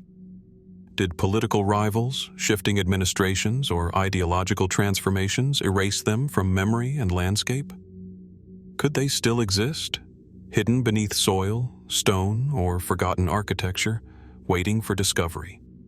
As we envision the forests and plains of ancient India, the pillars rising from rocky outcrops, and the silent inscriptions that endure, we are left with a haunting awareness of what remains unseen. The vanished edicts of Ashoka the Great are more than mere artifacts.